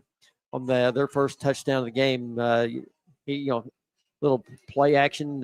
He was rolling out to the left and rolling out to the right, and it just sucked every one of our defensive players back, corners, everybody in to stop the run, and the receiver just floated out about 5 yards behind it. And Benedict just stopped. I mean, it was a design play. Yeah, it was, and he just floats it up over North Laurel, and he goes the distance. And they tried it actually again there in the second quarter, the early parts of the second quarter, and the pass was complete. That was on their second touchdown drive. It was complete, but it only went for about 10 yards, but yet it still worked. Yeah. And that's really where I think they was picking on number 30, Peyton Roberts. Yep. Then they really just wore him out there in that second quarter. And led to, Colton Gilbert coming in at cornerback for him. For the Jaguars, who lines up the kick? Start the second half. North Laurel will get the football to start the third quarter, a quarterback deep. Along with Robinson, Lewis moving on it. Line drive kick, and it's going to be taken right at the 20. At the 25, 30, 35, at to the 39-yard line. Good return by Jude McCorder. Yeah, setting his offense up with some good field position there, putting him around the 35.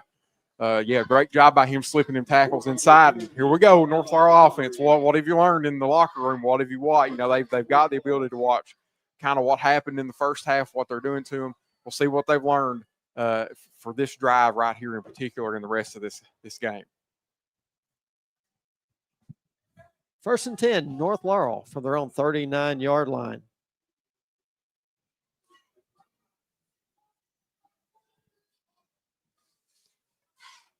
Quarter calls for it, gives it to Robinson right up the middle, gets out across the 40 to the 42-yard line.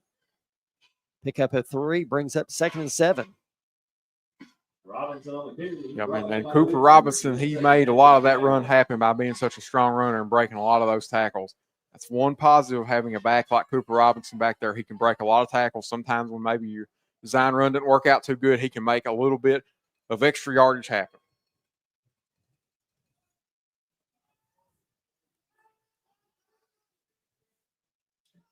Two receivers left, 2 right. Blitz by Southwestern. Quarter keeps it, cuts outside, gets to the 46-yard line. Brings up 3rd and 3 for the Jaguars. And there you saw a big-time Southwestern run blitz. Jude McCorder read it perfect. Did a great job faking the handoff to Cooper Robinson because both blitzers bit on Cooper Robinson. Jude was able to bounce it back outside and pick up a few yards. 2 receivers to the left, to the right. Robinson to the left and McCorder. Quarter keeps it, going right up the gut, and he is going to be taken down after only a yard. You got to go for it. Yep. Oh yeah. Yeah. Yep. This is 4th and short. You got to go for it. And they're giving the offensive line every opportunity to try to assert their dominance here against this Southwestern defensive line. Thus far, not worked, but they're giving them every chance to get a big run broke. 14-8, Southwestern on top of North Laurel. 10 minutes left here in the third. 2 receivers left, 2 right. Robinson to the left of McQuarter. McQuarter takes a snap, goes straight up the middle. And I tell you, he fights. The second effort is going to get him the first down. Because it looked like they had stifled him right there around the line of scrimmage.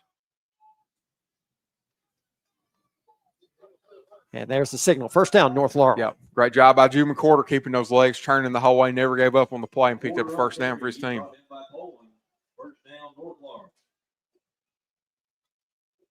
Ball on the North Laurel 49-yard line. North Laurel just stays with that same look basically the whole night. 2 receivers left to right. Robinson's going to be either to left or right. McQuarter dropping back and looking to pass.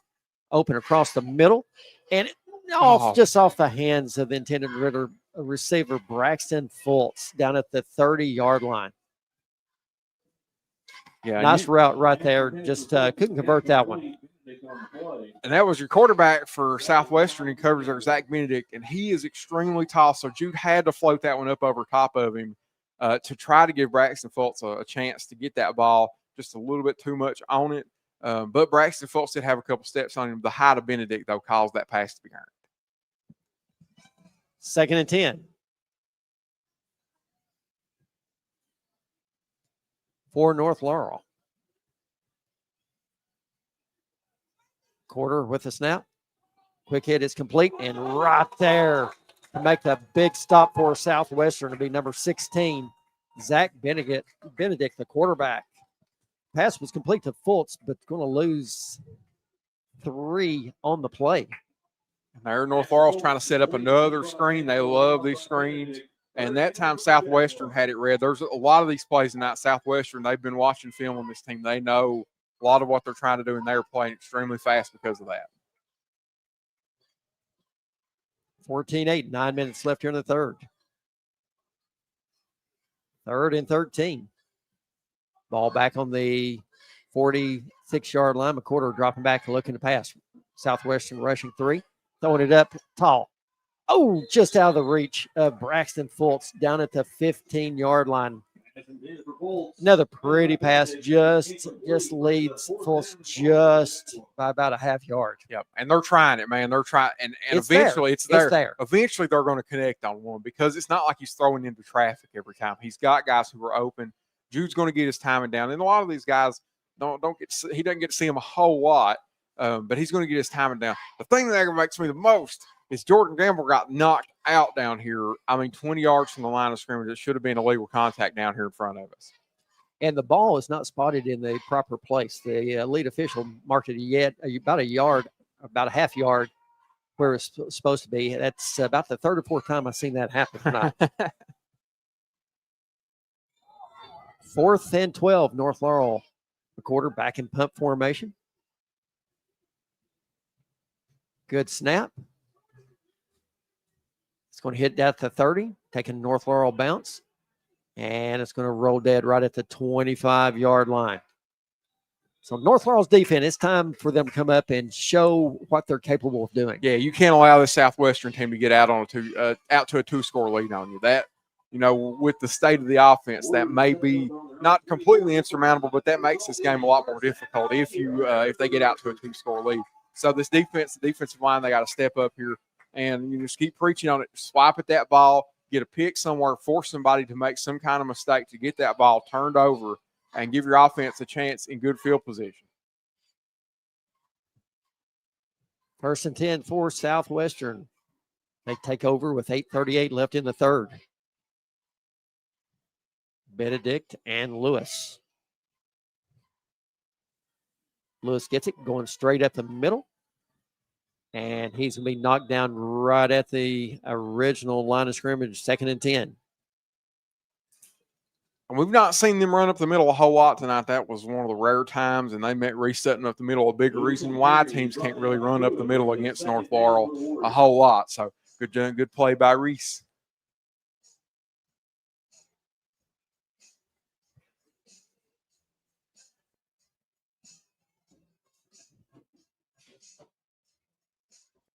Eight minutes left here in the third. 2nd and 10 for Southwestern.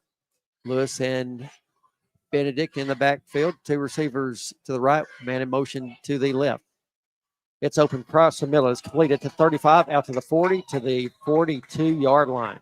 We're going to give him the 43. Big, quick hit across the middle for Southwestern.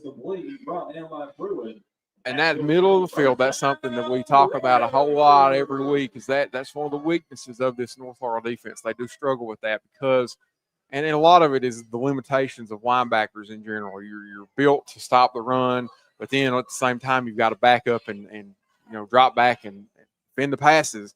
It's a very difficult position to play. 1st and 10, Southwestern. 2 receivers left, 2 right. Going straight up the gut with it is Lewis. Oh, my goodness. They're going to give him 2 on the play.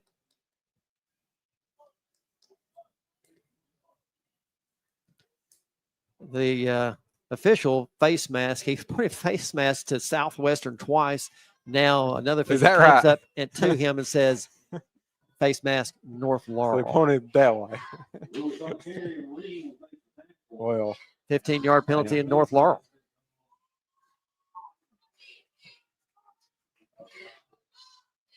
Automatic. First down, Warriors.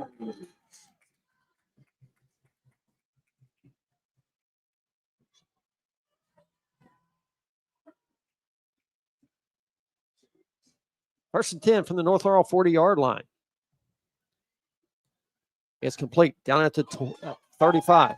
And he's taken down inside the 30 down to the 28 by Cooper Robinson. Pickup of about 12 on the play. So Southwestern is they put North Laurel in a position where they're playing to run a whole lot. And now they're passing on them, and they're doing it out of play action. That makes it even more difficult. When you've had a running game that's worked as well as Southwestern's has tonight, that play action is going to be there, and it's been there a couple times this drive.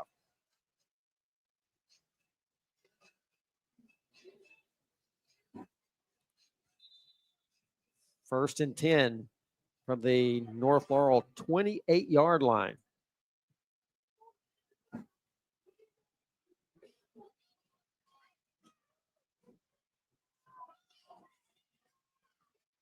Right up the gut is Lewis.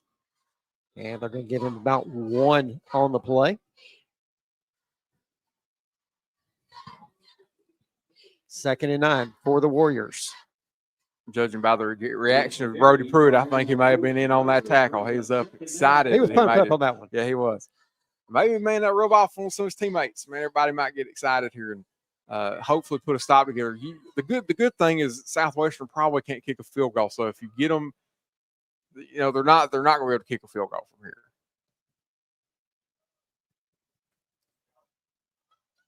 Benedict looking to roll out to the left.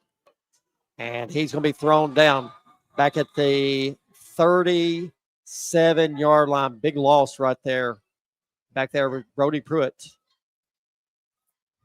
Along with Gage Baker on the tackle. When you had Benedict trying to roll out to his left, Gage Baker, your job as the edge defender on the defensive line is to get out as wide as that quarterback and run him down, keep him from slipping outside of you. And he did that. Gage Baker was able to get a hold of Benedict. And Benedict kind of felt like he was going to be able to run for a while. And Gage Baker slung him down. It was a great play by Gage Baker, one of the best players on this North Laurel defense.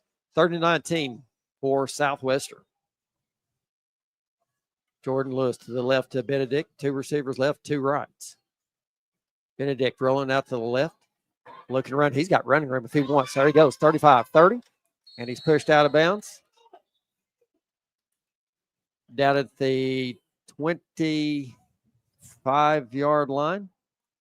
Going to bring it back to the 27-yard line as soon as they make their mind up. And it is a 27-yard line. Brings up 4th and 9 for Southwestern. You know, I think at this point, Southwestern's got to go for it. Oh, yeah. Yes, they do. Yeah, they can't kick a field goal from here, and it doesn't make a ton of sense to punt from here because you're not going to be able to, you can't, nobody's got a punter that can put it out at the one just perfect like that. No, So, this is absolutely 4th down territory. Absolutely. What you got to watch is these, they've had a lot of success at these little crossing patterns across the middle. Man in motion. Benedict keeps it, goes across the middle, and nearly intercepted, and it's batted down, and Southwestern will turn it over on down. So good starting field position for North Laurel. And North Laurel, they're on defense. You've got a very obvious passing situation that allows those zones freely to drop back. They know they're not going to run the ball. You can freely drop back on the pass. That time, Caleb Roark was able to drop as deep as as deep as the sticks. It's slanting. Coming up Monday night, we're kicking off the Laurel County Elementary basketball season. Will be Hazel Green at Wine Pine. For the girls, we'll kick it off at 6, boys at 7. On Tuesday, October 14th, we'll be traveling down to Keavy, Hunter Hills at Keavy with the boys first, girls second. McWhorter to Robson, kicking it to the outside, back up the gut, and going to get across the 30 to the 31. Nice pickup right there. Pick up about 4 on the play, almost 5. On it, 2nd and 6. Super excited to be bringing you the elementary basketball season again on the North Laurel Broadcasting Network. Yeah, and that's something that we enjoyed doing a whole lot this year. It should be a lot more fun this time around. 2nd and 6. 2 receivers left, 2 rights. Robinson gets it. No, McWhorter keeps it. Little play action. Gets to just shy of the 35-yard line. We're going to say that. Back to the 34. Brings up 3rd and 3 for North Laurel. And Jude McWhorter runs so hard. That's a lot of why a lot of his runs work is because he is so fast out of his break and so confident carrying the ball. And that time he ran real hard. 14-8, 4:35 left here in the 3rd quarter. McWhorter takes the snap, gives to Robson right up the gut, across the 40. Out the 45, slung forward to the, I'll tell you, could be a personal foul right there. Robinson went down twice. Was tackled twice. Yeah. They're going to mark him down at the 48-yard line. 1st down, North Laurel. Nice run right there by Cooper Robinson. Absolutely. And that time you got an inside run. That's one of the few times it's worked really good tonight. Cooper Robinson was shedding blocks left and right, too. Shedding tacklers left and right.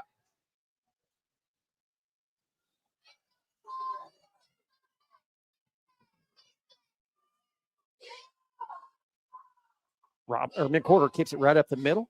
Gets out to the 50 to the 49 in Southwestern territory.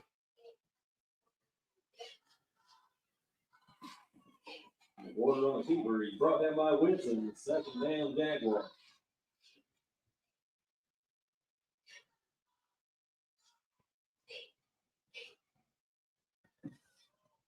.340 here in the 3rd, 14-8. 2nd and 7. 2 receivers left, 2 right. McWhorter keeps it up the right side, across the middle. Cuts up 40, 35. Another big gain right there by Jude McWhorter. That's what we've been waiting to see. We know that's what this North Laurel offense can do.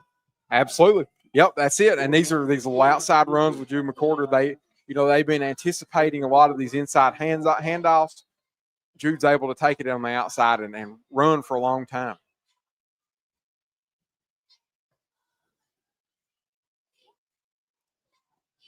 First and 10, North Laurel. Robinson gets it right up the middle. Bounces off one tackle across the 30, 20, 10, 5. Touchdown, North Laurel. Big run right there by Cooper Robinson. 34 yards for the touchdown. Gosh, what a big-time run, a big-time moment in this game, too, for Cooper Robinson to break one loose and score. And, yeah, man, just exactly what the doctor ordered for North Laurel. Getting up a big run right there, a big 30-something yard run by Cooper Robinson. It's all knotted up, 14-14. North Laurel will be going for 2 right here. Across town, PC and South Laurel. PC on top of South Laurel 28-7 in the third. North Laurel showing that same look that we saw earlier in the game. Robinson and McCorder. Only two behind the center. It snaps. McCorder rolling out, looking to throw. And the 2-point conversion is complete. 16-14. I tell you what, too easy. That could have been easier. I mean, both of our 2-point conversions just super, super easy and well executed. Yeah. And you got Jude McCorder on a little bootleg there. And the corner just did not stay in front of Colton Gilbert. That was a good one. And it was well executed too. Like you said, you've got the guys open. You hit the throws like you need to. Great play by Jude and Colton Gilbert. Looking back at this week in North Laurel sports, North Laurel girls soccer captures the 49th district championship tonight as they defeated Corbin 6-0. And they'll be kicking off region play next week. That bracket is not out yet. North Laurel boys is in the championship game tonight as well. They are taking on OBI. That game kicked off at around 8 o'clock. Congratulations to the North Laurel girls soccer team. Also, this past week, North Laurel Lady Jaguar volleyball team defeated Clay County 3-0. Next up, they take on Pulaski at Pulaski on the 14th. Quarter moving on it. Line drive kick. Fielded at the 20. Mishandle. Now he gets it. And right there. Oh. Little extracurricular activity right there by Matthew Lifford and a Southwestern player, but good coverage right there by Southwestern. I think we're seeing a lot more fire in this second half. Yeah. Whatever adjustments they made in the locker room, whatever conversations they had, it's worked. North Laurel's come out here with a ton of energy. They've got to stop, and they've scored. Those are the two things they needed to do. Let's keep getting those. They need to keep getting those stops. I know this is another great opportunity for the North Laurel defense to get another stop on this Southwestern team and give their offense the ball back. 2:59 left in the third.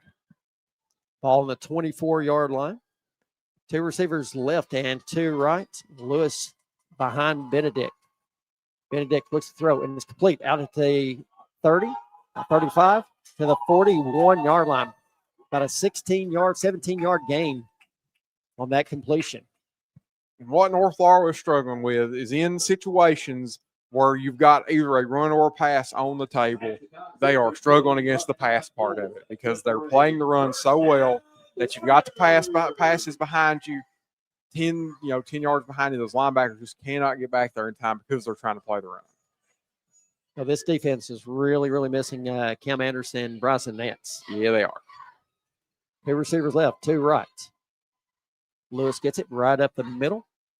And we got flags flying. And that should be a hold, I would suspect. And it is against Southwestern. So back it up 10. There you go. Thank you very much, Southwestern.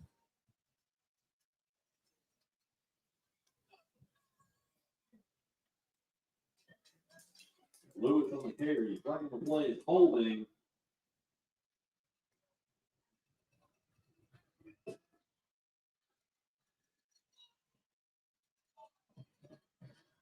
Coach McCorder has, I think, really worked hard for what we've just got notified by our athletic director that they worked really hard on putting a lot of these plays to get together for these 2-point conversions. Oh, really? Well, there you go. Yeah, they needed to, right, because you didn't have a kicker, so you knew you were going to have to go for two all night. So you've got to have good plays stocked up for that. A lot of those are your goal line plays, too.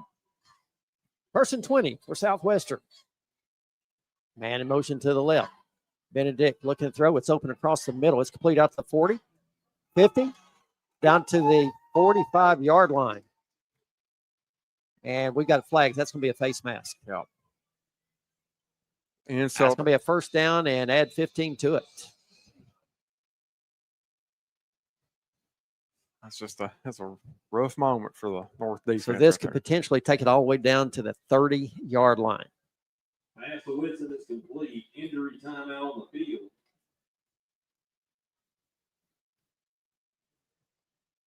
Got a Pulaski Southwestern player. Looks like possibly cramping up a little bit. Yeah, looks like it. And man, you have Southwestern pinned back on 2nd and 20. I mean, that is forever, 1st and 20, forever to go. And then you give up all 20 of it plus the 15. So they're, I guess, calling it incidental. It's just a 5-yard penalty. Okay. So we'll take that. Better than the 15. And you're right. We had them backed up 1st and 20. They're having so much success across the middle. Yeah, they're having a ton of success over the middle. And we've talked about that a lot this year with this team. They do struggle with their middle defense. That area between the safeties and the linebackers, they have a ton of trouble with that. But as you get closer to the goal line, that becomes a little bit more difficult to do.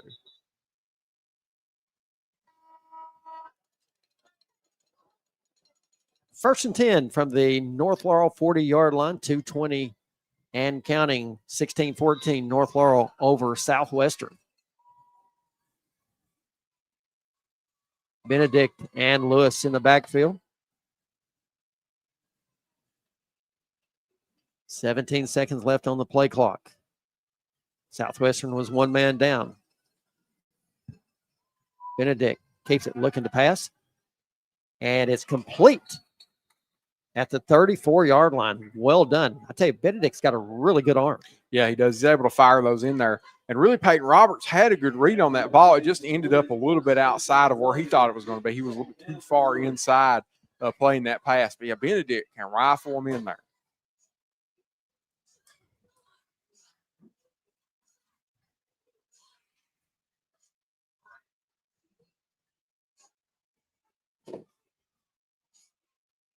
Brings up 2nd and 4 for the Warriors. Benedict keeps it going right up the middle, across the 30, staying on his feet, gets all the way down to the 26-yard line. Another first down. Man, now as you get closer to the goal line, you get that extra defender with the back line. North Laurel's defense has to step up.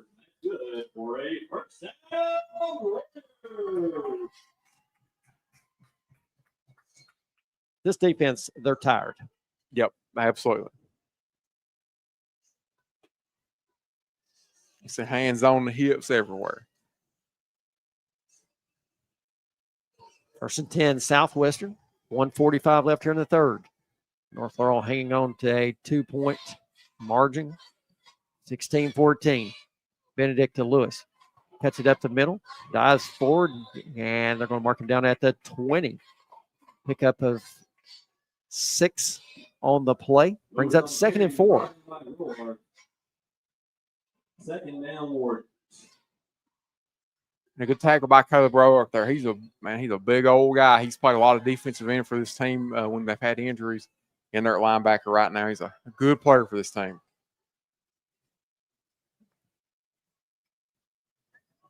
Southwestern sending 2 receivers to the right, 1 to the left. Lewis to the left of Benedict. Benedict is complete at the 15 and stepping out of bounds at the 14. Giving way, way too much yardage right there. And Southwestern, they realize that they're just picking, left and right. These are easy 5-6 yard gains. Yeah. And, look, you're giving them a lot of space, but you wonder why, because you've got, they can't go too far behind you. They're right here against the goal line, so you're not having to play way over top. You'd like to see them play a little bit better press coverage, or Southwestern's going to continue to take advantage of it. 1st and 10. Benedict's going to keep it rolling out to the left. Cuts it upfield, across the 10, down to the 8-yard line. And we've got a flag in the backfield, and looks like the initial call is holding Southwestern. And you got to give a call to Gage Baker on that one. He was flopping around like a fish, Joel, selling that holding call. He had the hands up in the air saying, oh, my gosh, I'm being held. And they bought it. Okay. Yeah, North Laurel has to take advantage of this. Brings it up, makes it 1st and 20. We saw this just shortly ago. Yeah, just a minute ago. 26 ticks left here in the third quarter.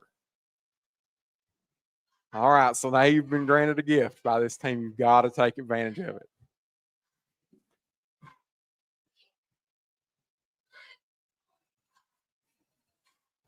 Three receivers right. Lewis to the right of Benedict. Benedict rolling out to his right. And that's going to be intercepted down at the 15. Back out to the 22-yard line on the pick. Number 16, Colton Gilbert.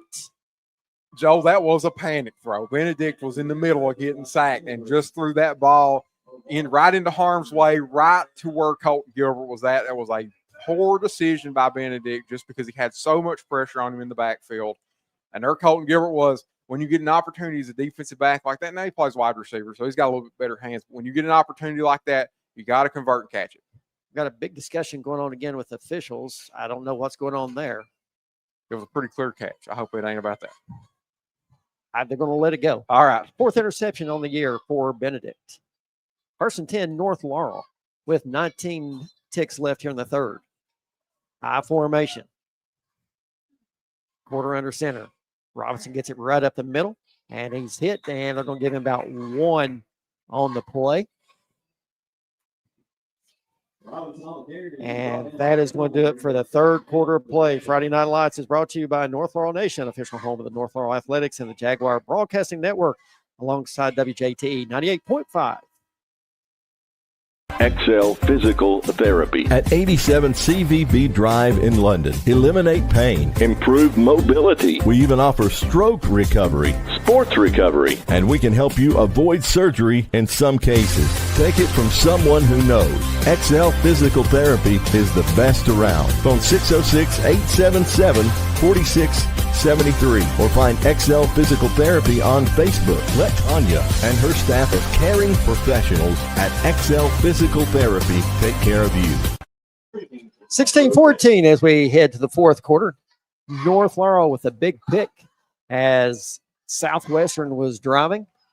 That's the momentum killer that you need right there. Yeah, you stop that momentum, a big drive Southwestern had put together.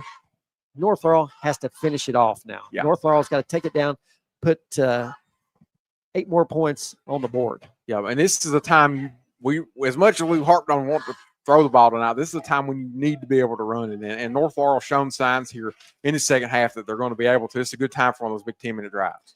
North Laurel Middle School football playoffs are coming up next week. North Laurel 6th grade plays on October the 16th at 6 o'clock, and they'll be traveling over to take on South Laurel. The 7th grade will be playing on October 18th at 11 a.m. They'll be traveling over to take on Somerset, and the 8th grade has a first-round bye. They'll play the winner of Perry Central and Harlan County. Date has not been set for that second-round playoff game for North Laurel. Robinson gets it. Dancing going right up the middle. Spins off one tackler, and he's going to get out across the 30. Nice run right there by Cooper Robinson. Going to bring up 3rd and 3 for North Laurel. And Cooper Robinson gets hit right at the line of scrimmage a whole lot. And that time he got hit right at the line of scrimmage again, was able to carry 2 or 3 Southwestern defenders with him down here and put it in, give North Laurel a very manageable 3rd and 3 that they can convert.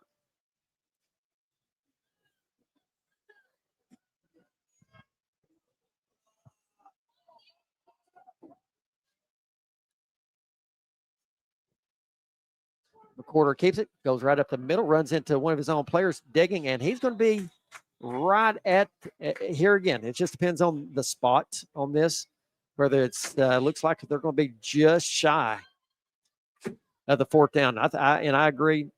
Even though you're only on the 32-yard line, you got to have confidence, and you got to go for this. It's a probability thing. And the big thing is also can't have any false starts right here. No. Absolutely You got to be focused on this. That's right.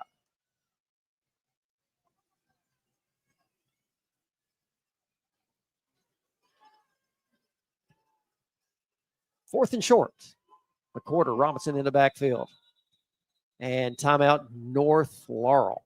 Probably good timeout because what Southwestern had done, they had brought their linebackers up with the 3 defensive linemen, and they was really, really going to pack that line.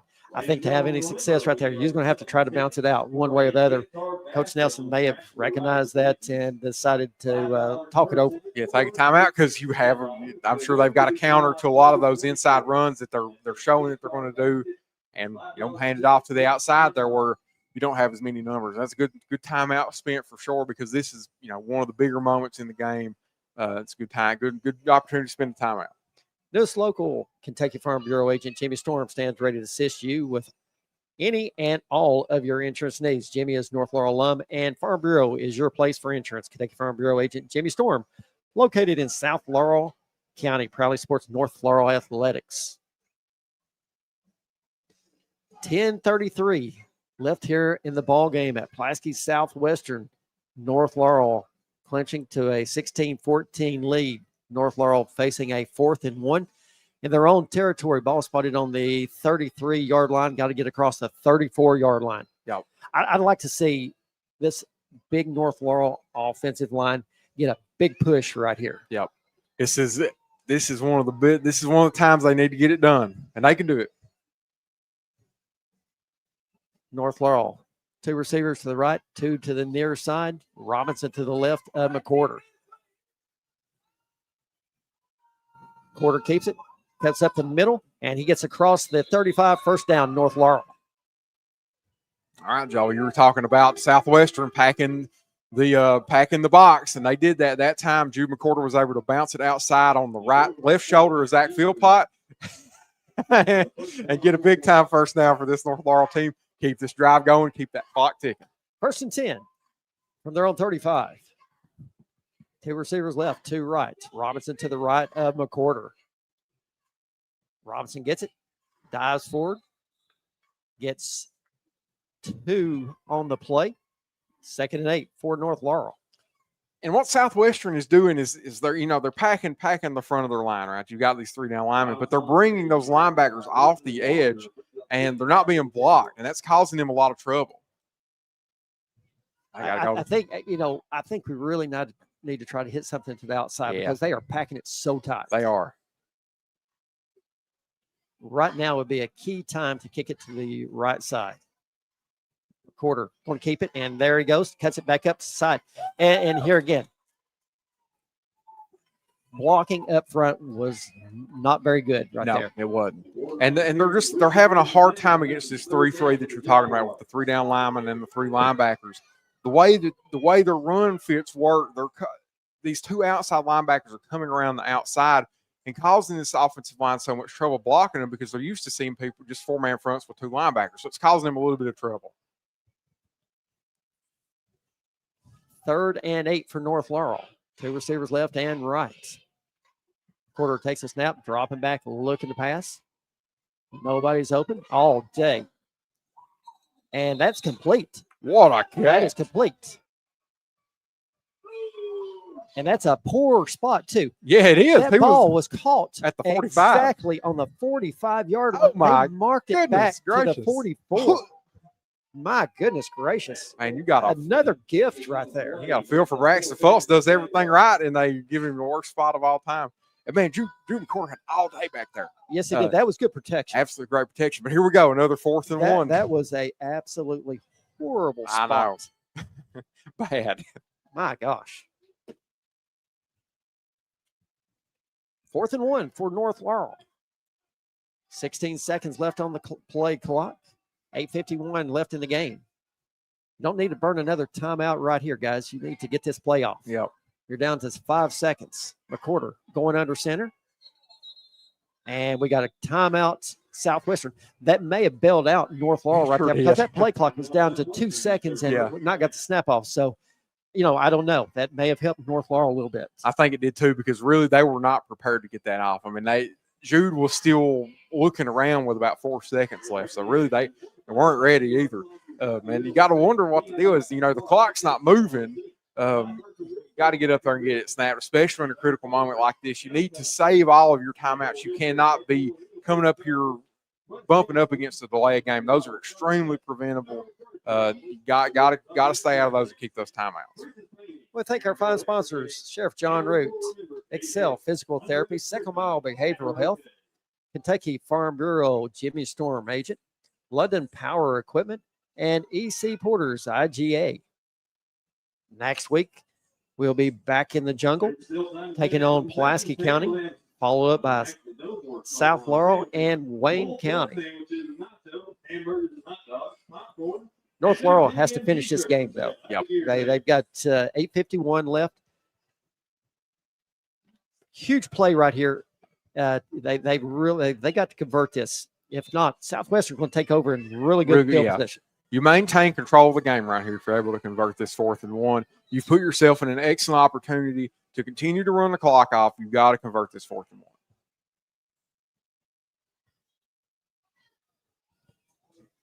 Got to get across the 45. Loading up that right side.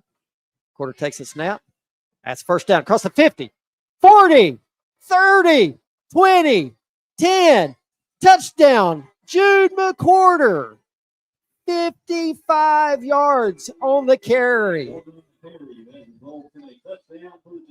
What a run by Jude McQuarter. That's a goal line play we see a lot of times with this North Laurel team where they bring those 3 tight ends and run them, right behind the guard and tackle, which is, a very unique formation. That time Southwestern was not ready for it, and Jude McQuarter was able to break it up the middle. They split right down the middle of where those linebackers are spreading out in that 3-3. Worked out perfect.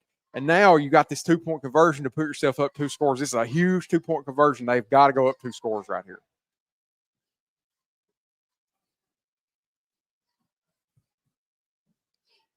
McQuarter and Robinson. Offensive line comes back over and lines up. Takes the snap. Look at the throw.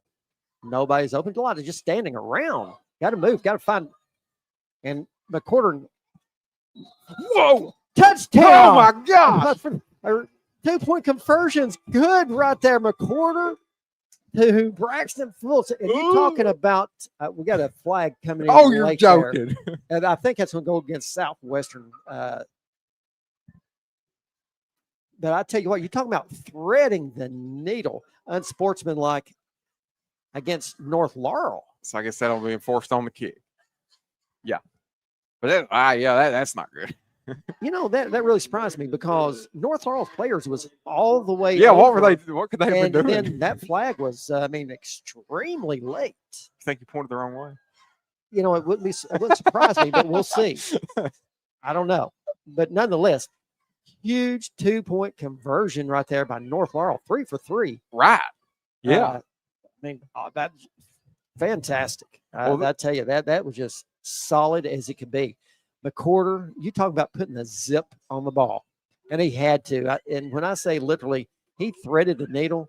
He threaded the needle. There were about 3 defenders standing around Braxton Phillips in the end zone, and Jude McQuarter fired that ball in there and converted the 2-point conversion. That was a crazy play because it looked like it had all broke down and nobody was open, but Jude trusted his guy, trusted his arm, and got just an incredible 2-point conversion. Took my breath, Joe. I couldn't believe it. So Jude McQuarter will be kicking off from their own 25 versus, the 40. I don't know what happened back there, but nonetheless, we need to get a good line drive kick here, and we need to get down there, get the coverage, end over end. It's going to be fielded at the 42, and it's going to be taken down at the 42. So I tell you, good starting field position for Southwestern. And that's what you get into when you cost yourself 15 on the kickoff without a Cam Anderson. Hey, that's kind of what you can expect. That's the consequence of whatever went on down there at the goal line. You hurt your team and give up. More than likely gave up about 15 to 20 yards of field position that you otherwise wouldn't have. 1st and 10, Southwestern from 47, 8:38 left in the ball game. North Laurel up 10, 24-14. I'll tell you, that was a heck of a run by Jude McQuarter. Benedict back in the gun. One receiver left and right. Handing it off. Oh, there's a face mask. No call, though. North Laurel got away with one right there. They sure did. His head got jerked around sideways. On the carry, number 4, Coulson Ackman. Loss of 1 on the play. North Laurel's defense, I love how well Cooper Robinson was playing his contained position right here. He was keeping that run, forced inside where all the strength of this North Laurel defense is at, and give his man Caleb Roark a chance to make a big tackle. Cooper Robinson was so patient too with that contain. He didn't panic. He just kept him in front of him. Lewis to the right of Benedict, 3 receivers to the left. Look for this little 5-6 yard pass. Lewis gets it going right up the middle and picks up 2 on the play, brings up 3rd and 8 for the Warriors. And I love what they're doing with Colton Gilbert there too, on these very obvious, on these runs that he feels like are going to be runs when he reads a run. He is coming in between the end and the tackle and blowing up that left tackle in between the left tackle and left guard, and is able to make a play like that. It's really good play recognition by Caleb Roark, because the only reason he gets to do that is because he knows it's a run. 7:13 and counting here in the 4th. 10 seconds left on the play clock. 2 receivers left, 2 to the right. Lewis to the right of Benedict. Benedict calls for it. And it's complete. Out to the 50, 45, down to the 44-yard line. And here again, it's going to really depend on the spot, and that's going to be a first down. And there's the signal. Pretty favorable spot right there. Yeah, again. it was. Well, very favorable spot. Had the marker over there, thought it was going to be 4th and it should have been 4th and inches. short. Yeah, it should have been 4th and inches. Yep. Nonetheless, 1st and 10, Southwestern, 6:40 left here in the 4th quarter. Southwestern's got to be playing with some pace here too. You're down 2 scores with 6 minutes left. You've got to be going. It's good for North Laurel. They're running the clock off. 2 receivers left, 2 right. And we've got movement up front. False start. Southwestern back it up 5. A little bit of miscommunication between the center, number 78. Trent Talent. Yeah. And Benedict. And you'll have that in big time high school football. And man, the energy is back for North Laurel too. I love it. It is. I don't know what the coaching staff did in the locker room and said in the locker room, but whatever they did, they got their attention. And that's right. They did. Big thing. Clock is moving. Clock is running. 1st and 15. 3 receivers left, giving a lot of room for these receivers over here on the left side. It's completed out to the 50. Down to the 45, and that is going to be about it. They're going to give him one more down to the 44. Okay, Joe, a direct consequence of giving so much space like that is you have a screen like that is open for 4 or 5 yards. And you've only got one person in there. You've just got Cooper Robinson, the flat defender, in the area, and 2 blockers. You know, I ain't good at math, but that don't add up for North Laurel. 2nd and 11, gain of 4. For Southwestern, ball on the North Laurel 44-yard line. 5:30 left here in the 4th. 24-14, North Laurel.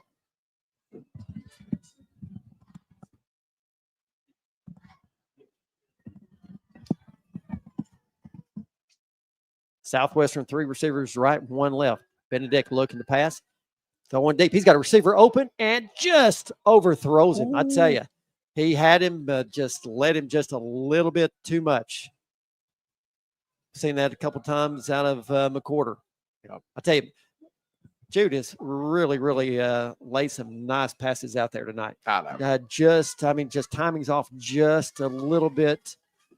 And, and here again, you may go back to the timing thing, the speed of Cam Anderson. Yeah. You got one of the 2nd or 3rd fastest players on the team. It makes a difference. It does make a difference. And, they've had so many reps together, too, because Cam Anderson gets so many targets. Their timing is excellent, whereas with some of those other ones it isn't. 3rd and 11. 2 receivers left, 2 right. We got start, both wide receivers. Both wide receivers took off flying. They're going to back it up 5. Oh, man, Southwestern is having a come apart here, Joe. I'll tell you, we saw a lot of this last year. Yeah. Out of North Laurel through that one stretch. Yeah. That one stretch of football until North Laurel really found themselves and really started playing some really good football. Yeah, that's right. Yeah, we saw a lot of those big-time penalties like that. The big thing here is while Southwestern sits and spins their wheels on this set of downs, they've wasted about 2 minutes off the clock. Every second that ticks off this clock makes it more difficult for Southwestern to come back in this game. 3rd and 15. 2 receivers left and right. Benedict looking to throw. And he's going to take it, and he's got to run. He's got a lot of room across the 40, 35, and he's going to be knocked down at about a yard shy of the first down marker. Pickup of 14 on the play. Now, on those quarterback runs, your flat defender has got to stay home. And North Laurel usually does a really good job of that. They don't give up a ton of quarterback runs like that where it's a, kind of a play breakdown thing. That time, that really wasn't happening. Now, it's a huge 4th and 1 right here, man. You get a stop, and, it puts you in a really good spot if you're North Laurel. 4 minutes left here in the fourth quarter. 4th and 1 for Southwestern from North Laurel's 34-yard line. Lewis behind Benedict. Benedict, quick hitter. And it's incomplete. Wow. Turnover on downs. Wow. I fully expected Benedict to keep it, or Lewis to just go right up the gut with that. And there was some miscommunication between Benedict and the intended receiver. Benedict threw it only about 3 yards downfield. The receiver never stopped. No, he didn't. There was some bad and the receiver was at the wrong spot, and I believe that,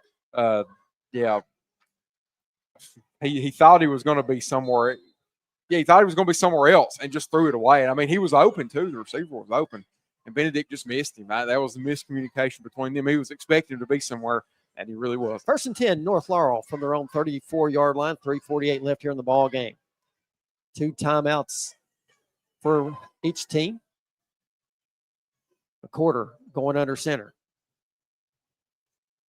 Running left, cuts it upfield, and gets across the 35 to the 36. Give him 2 on the play.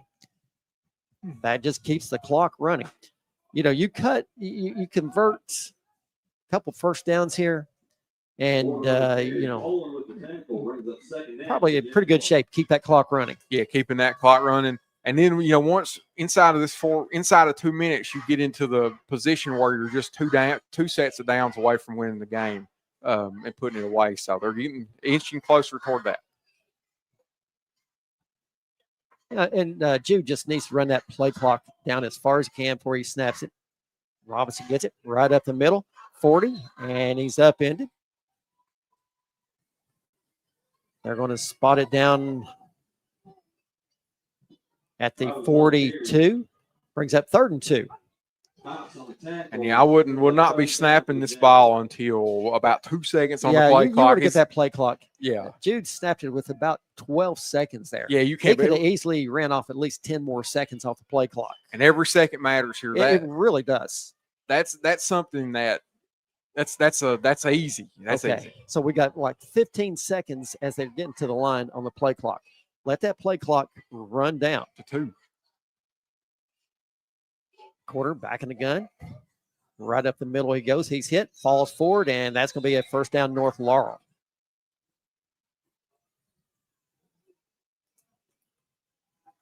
And that really, that is it. Let me hold on just a second.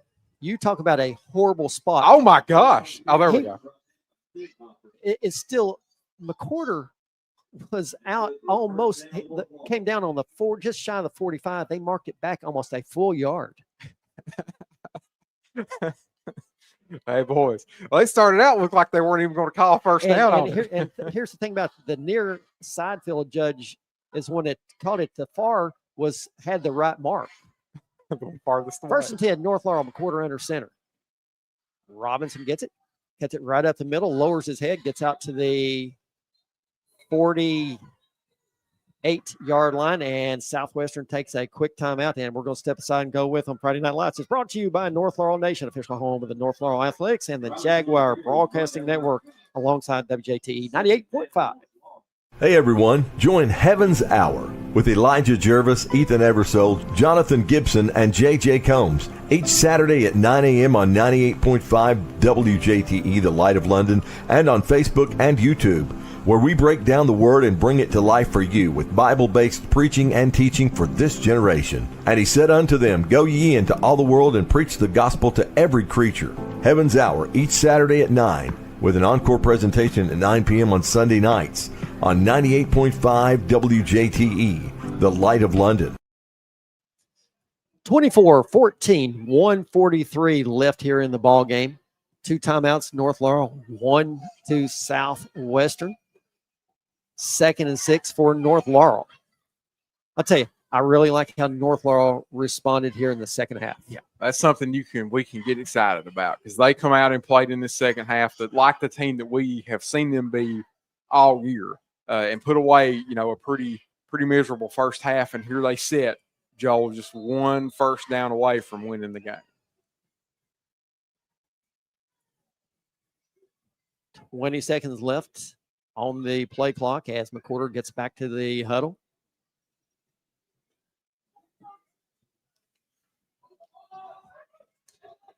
Play clock down to 8. All right, there's what you got to do every time. McWhorter under center. Robinson's going to get it. Cuts it to the inside. Back up. 50, 40. There you go. 30, 20, 10, 5. Touchdown, North Laurel. Wait a minute. Are they flags? Oh, no. Yeah, well, there's a penalty. We got headsets flying. There's definitely a penalty. Holding North Laurel. That one's coming back. Yeah.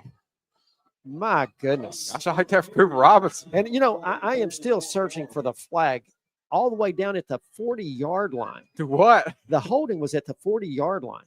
And, of Southwestern, when the ball was on the North Laurel 44-yard line. So they got holding 47-yard line. on a wide receiver down there somewhere. My gosh. That was well out. Well, I don't know about that. There wasn't anybody even in that area blocking.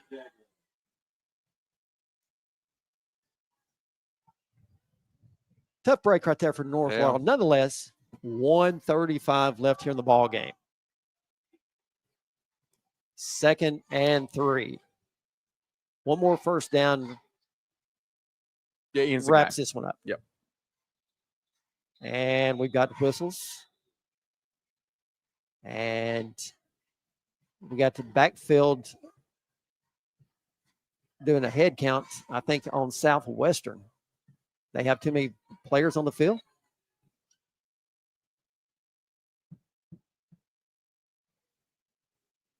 Yes, that is what it is.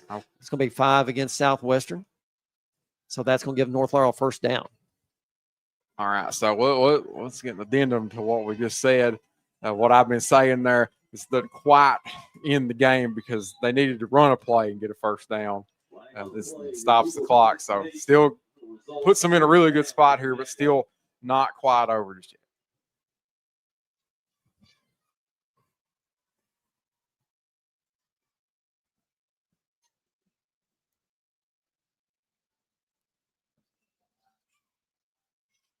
Four seconds on the play clock. Got to get it off. 2 seconds, 1 second. McWhorter to Robinson. And he's tripped up, dives forward, give him 2 on the play. And another quick timeout by Southwestern. So North Laurel is looking like at this point moving to 6-1 on the season, heading into probably one of their biggest games of the season next week at home against Pulaski County. And it's going to be a great game. We're going to be treated to 2 really great games. You got that with Pulaski County at home, and then after that, an even bigger game, a game that has got a lot of hype around it because of how good these teams are. South Laurel coming up to the Parkway and playing the Jags. So 2 really good games. Come out and see your North Laurel Jaguars. It is not, I can't press this enough. It is not always like this. These teams are not always this fun to watch.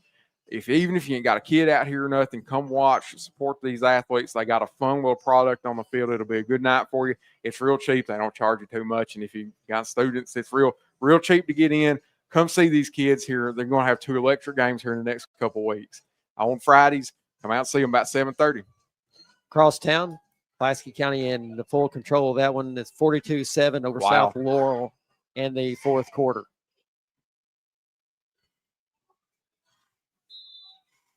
Second and 8 for North Laurel. McWhorter under center. Bootleg out to the left. McWhorter cuts it up, gets down to the 40. No timeout. Southwestern cannot stop the clock at this point. Brings up 3rd and 7. So through all running every play and everything, they're going to run enough time off here that they should be able to kneel it from here. But Southwestern's not going to see the ball again.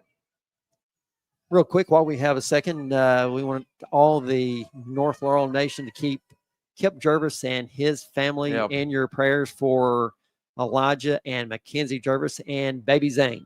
Baby Zane is making improvements every day, but keep the prayers going out to that family. Absolutely. Yeah, we think about you, Elijah, Mackenzie, and Kip and Tammy and all of them. 3rd and 7, McQuarter under center. Kicks it over to Robson. Cuts it up field across the 40 on his feet, down to 35. Still going forward down to the 33-yard line. That's going to be another first down, North Laurel. And the clock stops for the movement of the chains, and then that clock will go. North Laurel just takes a knee here at this point. They don't have to snap the ball. And that's what they're going to do. They're just going to let it run out. 32 seconds on the play clock, 20 seconds on the game clock. I'll tell you, North Laurel really came out and showed what they could do here in this second quarter, coming away with a big win in district play. And I tell you what, getting that tough win, crossing that Rockcastle River is something that's always tough to do, but North Laurel's coming away with that first win in some time. Yep, that's right. Yeah, right. They hadn't won here in like 8 years or something like that. So, man, that's awesome. Big win, North Laurel. All right. North Laurel 24, Southwestern 14. And that's something that I'd love to have a discussion with Coach Nelson, coaching staff, and see exactly what motivation that they use. Yeah, I know. What'd they say? Yeah, because I tell you, you and I talked about it during the break. North Laurel was not the same team in that first half that we have seen all season long. They were just kind of on their heels. Yes, they're dealing with 3 big injuries right now, and that affects play as well. You've got to make so many changes. You've got to adapt, and we saw them adapt in that second half. Yeah, we did. And they were talking about how well they did in the second half. They allowed 0 points and scored 16 points. I mean, they shut this Southwestern team out and then scored a whole bunch of points on the back end. So great job by North Laurel. The whole team, they look like the team that we know they can be. And two, I mean, that's something we didn't hammer on a whole lot, but they are missing a lot of important pieces between Cam Anderson, Bryson Nance, and RJ Noble. Most of them, I think, they're going to get back next week, or hope to get back next week. Well, hopefully have Noble and Nance back next week. Okay. Cam Anderson, kind of a wait and see at this point. But I tell you, North Laurel got off to a fast and furious start. The quarter goes 70 yards for the TD run. 2-point conversion is good by Fultz. You see Southwestern come right back with a really good play by Benedict. He really looked like he is going to take the ball and run, and just throws on the brakes right at the line of scrimmage, tosses it behind or over top of the North Laurel defenders, and they go the distance, 70 yards for the touchdown. Cooper Robinson, I tell you, you hate to see it. He's had a huge night. Been really tough against a really good defensive team. But he's fought for everything he got, but he ended up having a big night. Yeah, and he had a big touchdown callback. He knows he scored that touchdown. It may not be on the stat book, but we all know he scored it. Absolutely. That was a good run by him, yeah. Cooper Robinson, Jude McQuarter, I tell you, Jude McQuarter just continues to grow and just pick this team up. Yeah, we have to be excited about Jude McQuarter. There's no way around it. He is a much improved player from where he was a year ago. He's kind of a microcosm of how this team has grown the last year. Jude has made so many improvements. He is such a better quarterback than he was a year ago. He can hit just about any throw he wants to. He's got a lot of stuff open. He's able to hit a lot of open receivers, and we saw him make some incredible plays with his arm, like the 2-point conversion that we had not seen Jude do a lot of. So there's a lot of good things to be excited about with him from the quarterback position. And don't forget, he can still run the ball real good, too. That's why he's the leading rusher on this football team. All right, North Laurel goes to 6-1. Southwestern falls to 1-6. North Laurel Going to have a huge test at home next week against the Pulaski County Maroons. Get out there, show your sport for this North Laurel football team. Guys, this is a good football team, and that is going to be a huge game next week and the week after against South Laurel in the regular season finale against Wayne County. This win, North Laurel will be moving on in the playoffs. North Laurel needs to win one more game. Yep. That either, the Pulaski or Southwestern. One of the two. And I think, that will give them the, as you said earlier, home field playoffs. At least for the first round. For the first round, exactly. And then it's kind of the way they do the playoffs. It's just kind of up in the air and just all over the field. You might say. If we get that far, we'll explain it to That's you. exactly right. And I expect it to. We get these guys back, get them healthy. Yeah. We'll be fine. All right, that's going to do it from Pulaski Southwestern. North Laurel coming away with a big-time win, 24-14. Adam Webb, Jared Wilson. I'm Joel Pritchard. Everyone, thanks for listening. Have a great night. You've been listening to North Laurel Football on your home for North Laurel Athletics. WJTE, The Light of London, and North Laurel Nation on Facebook and YouTube. Presented by London Power Equipment, Kentucky Farm Bureau Agent Jimmy Storm, EC Porter IGA, Second Mile Behavioral Health, XL Physical Therapy, Laurel County Sheriff John Root, plus Gondolier Italian Restaurant, Petrie Dental Services, Evans Hour on your radio, and Fat Bucks Barbecue. Thank you for joining us. Until we meet again on the Jaguar Broadcasting Network.